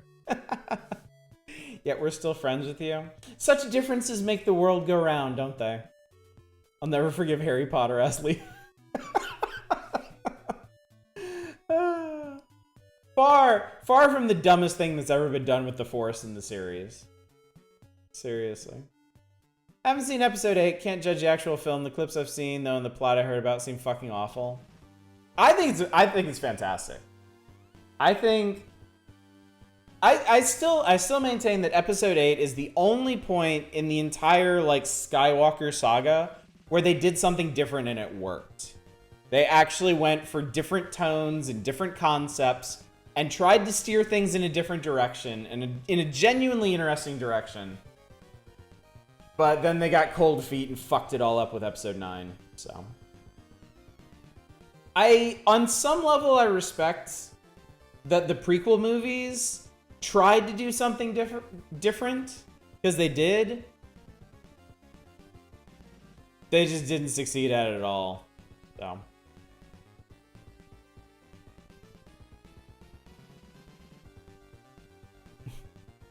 It was just a baby movie. A movie for babies. For myself, I want to be KOTOR 2, but kind of fucked up. Admittedly, I don't know a whole lot about KOTOR 2, but that doesn't really track for me. So, right, episode 7, just revisiting everything done in the past with different characters. See, I think that was part of it for me. Is like episode 7 came out. And episode 7 is like a fun movie. What's up, Echo Far? Thank you so much for the raid. We're not playing video games anymore. We're just arguing about Star Wars movies. I'm sorry to drag your ass into this, I guess. But yeah, the thing for me was that episode 7 came out and it was a really solid movie. It was really fun. Yes, it's like a total rehash of like episode 4. But okay. I'm okay with that. It's still a very entertaining movie with entertaining characters. So I was like, okay, this is fine as long as they do something different next. As long as they don't keep, like, remaking the original trilogy. And they didn't. Episode 8 just went off in, like, this different crazy direction. I was like, this is cool. This is awesome. If they run with this, what are they going to do in episode 9? And the answer is they're going to fuck everything up in episode 9. They're going to ruin everything.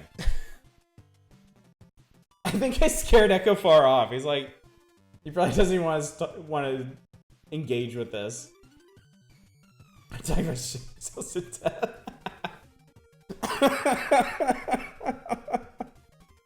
Hey, what?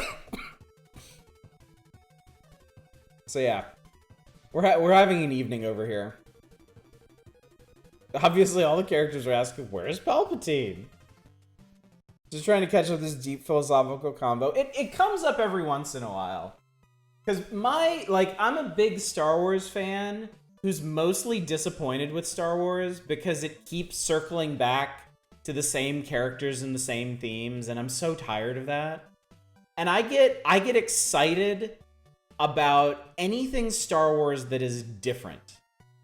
It doesn't even have to completely succeed at what it's doing. As long as it's trying to be different, and manages to be entertaining in that, that's what I go in for. So I really enjoyed Rogue One. I really enjoyed Episode 8.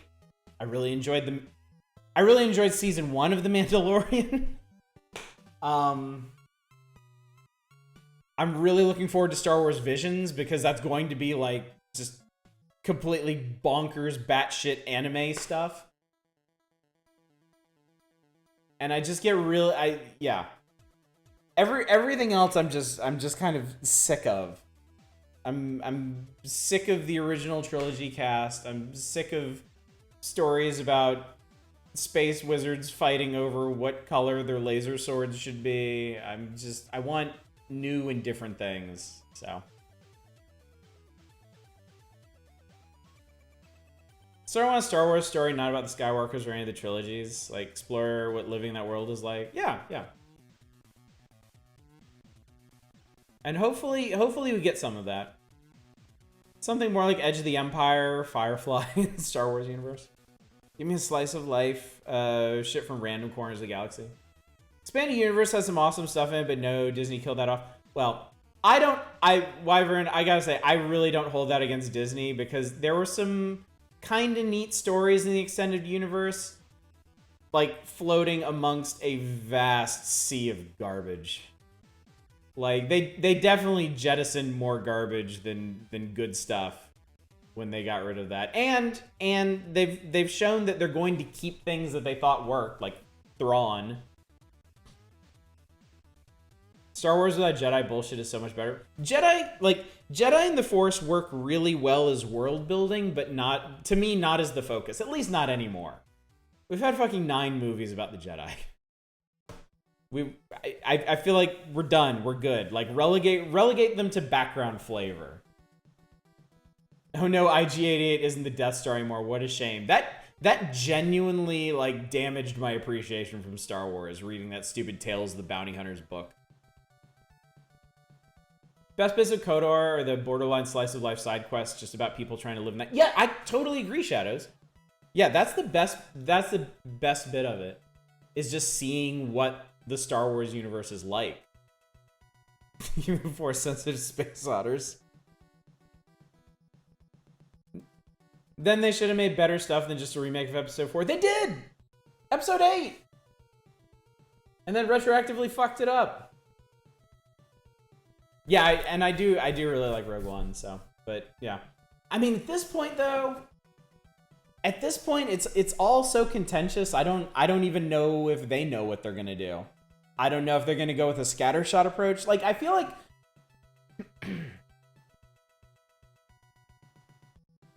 the smartest thing to do would be to take the different eras of Star Wars that they have and like take different initiatives with them. Like, you have the original trilogy. Like, if you really need to, if you really have to, if you really want to appease people, keep making movies in that sort of like original trilogy vein. Like, you can keep the same themes, you can revisit the same characters or similar characters, but like with that era you can kind of keep that vibe going. With like the prequels, I mean, even now with shit like the Bad Batch, I feel like they're still trying to redeem that shit. And that's fine, because stuff like Bad Batch is pretty cool. So they can keep trying to expand that era to like increase the appeal of it. But then like you've got stuff like the Resistance First Order era, where I mean, you had a bunch of people that like that, and then a bunch of hardcore people that fucking hated it. So fuck it, do whatever you want with that. That's the era where you can go super, super crazy. Because it's already spoiled for a lot of people, so fuck them. Like, that's your chance to go, like, completely nuts with, like, storytelling and taking chances and doing crazy things with characters and stuff. I don't think they're gonna do that. I think if anything, their overarching approach to Star Wars is gonna be really gun shy about doing anything major, which is disappointing, certainly. But stuff like Star Wars Visions gives me a lot of hope.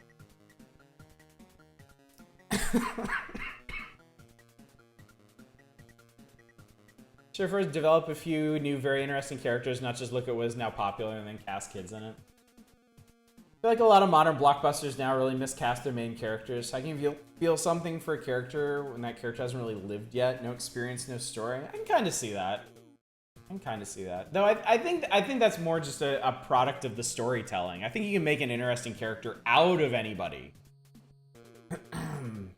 But it's kind of a rare writer that can do that.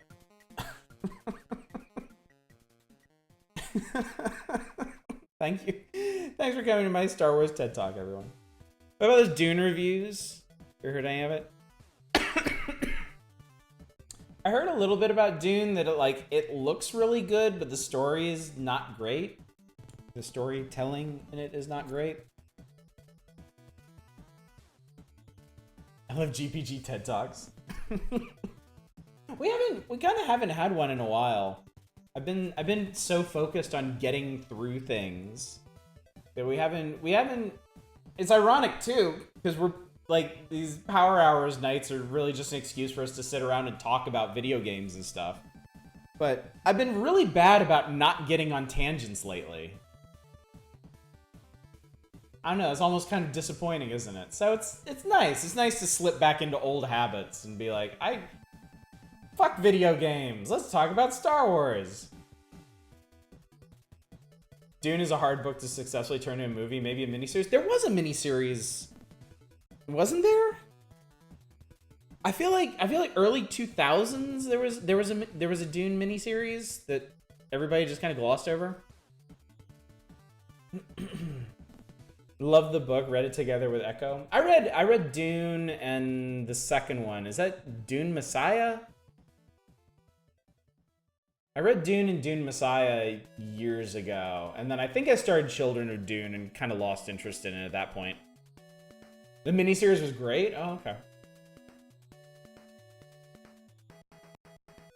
As long as Paul Atreides doesn't start going off about how much he hates sand. Gets everywhere. That'll be his killing word. Sand! People just explode. Be great. Many people say the next books were not what they wanted or expected. I don't know what I expected, because all I knew about Dune going into the books was the Lynch film. I'd seen that a bunch of times as a kid, and I thought that was...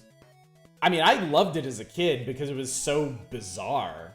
And then I read Dune, and I was like, oh, okay, this all makes a whole lot more sense. Okay, I gotcha. And then I kept going, and like, the concepts were interesting, but the events less so. I don't actually remember what happens in Dune Messiah. Like, I remember what happens in Dune. I don't remember that second book at all, come to think of it. I remember how it ends. Need more bizarre bonkers adaptations of things. I agree. Just go fucking hog wild when adapting these things. Watched the Lynch film recently. The look of that movie leaned close to the book, but the movie itself was, yeah. I mean, I think it's generally understood. It's not a very good film. It makes a lot of mistakes, but it's still a very interesting mistake. Books go off the rails.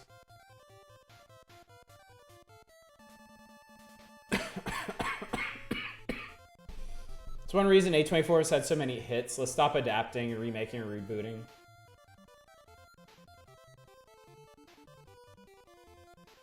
Write new shit. Writing new shit is hard. You actually have to pay it. Studios would have to actually pay attention to what people are writing.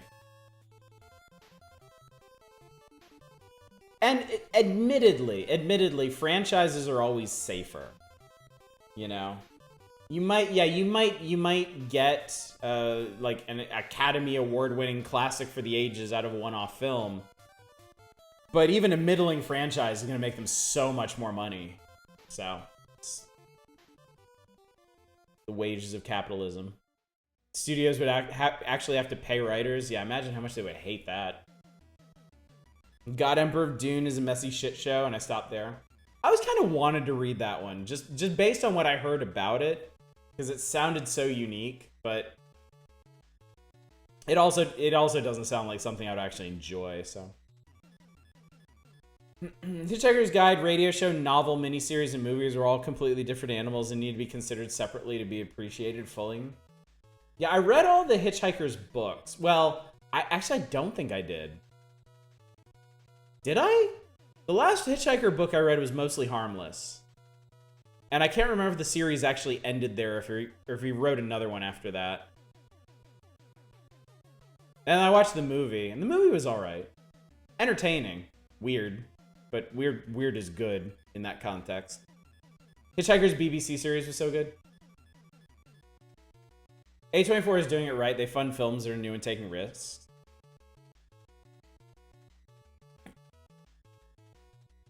There was a 6th ghost-written book. His son wrote one based on his notes. Oh, okay. I see. Working on another past before he could finish. Yeah, if Hitchhikers isn't weird, it isn't Hitchhikers. Good point. Saw it as a kid, and it was so weird it made my head spin in a lovely way. Yeah, that was an interesting experience to go into after reading all the books and being like, oh yeah, I recognize all of these things. And the stuff they added was like... Never forget the Babelfish scene. I would love one of those. Well, chat, as much as I am thoroughly enjoying this, I do think I need to call it a night. We've got plans for tomorrow, but I don't know. Oh. I think we're going to a museum tomorrow. I think that's what my wife has set up for us, so.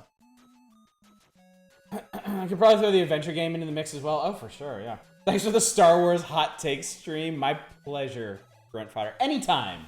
Literally anytime, I will extol to you the virtues of Episode 8 and Rogue One if it comes to that. So, all right. Anyway, let's talk about the schedule real quick. I'm off tomorrow. Naturally, this is why I'm a patron for the TED Talks. All right, Monday we'll be back on Okami. Man, it feels like a long time since we played Okami. Tuesday, I think we'll go ahead and finish this volume. Might as well. We're having a good time. Wednesday, Okami. Thursday will be September Community Night. We're going to be playing Dropsy. Speaking of point-and-click adventure games. Okami, mommy. And then Friday, we are doing another Wheel of the Week. So we'll start submissions for that on Monday. So rev up your game hunting engines and get ready to dig up some more promising discounts. And then 1 week from tonight, I'm not sure what we'll do next Saturday. I'm not sure. There are some kind of biggish games that I want to give tries to, but we'll see. We'll see. Just remember, all wizards are assholes, even or especially space wizards with glow stick. Good point. Good point. All right, let's go find somebody to raid. Echofar had the temerity to raid me first, so I can't go with my usual default there. Not a whole lot of people up right now. Let's go raid Bassie. Haven't seen Bassie in a while, and they're still playing Legend of Zelda Skyward Sword. Raid successful, beat you to it. You did, Echofar. You really got me. Someday I will have my revenge. Better believe it. Alright, everybody. Thanks again for coming out tonight. Thanks for watching me struggle through video games and talk about video games and struggle with Star Wars. Talk my way through Star Wars. Hopefully, I will see y'all sometime next week. But until then, as always, y'all take care. Bye, everybody.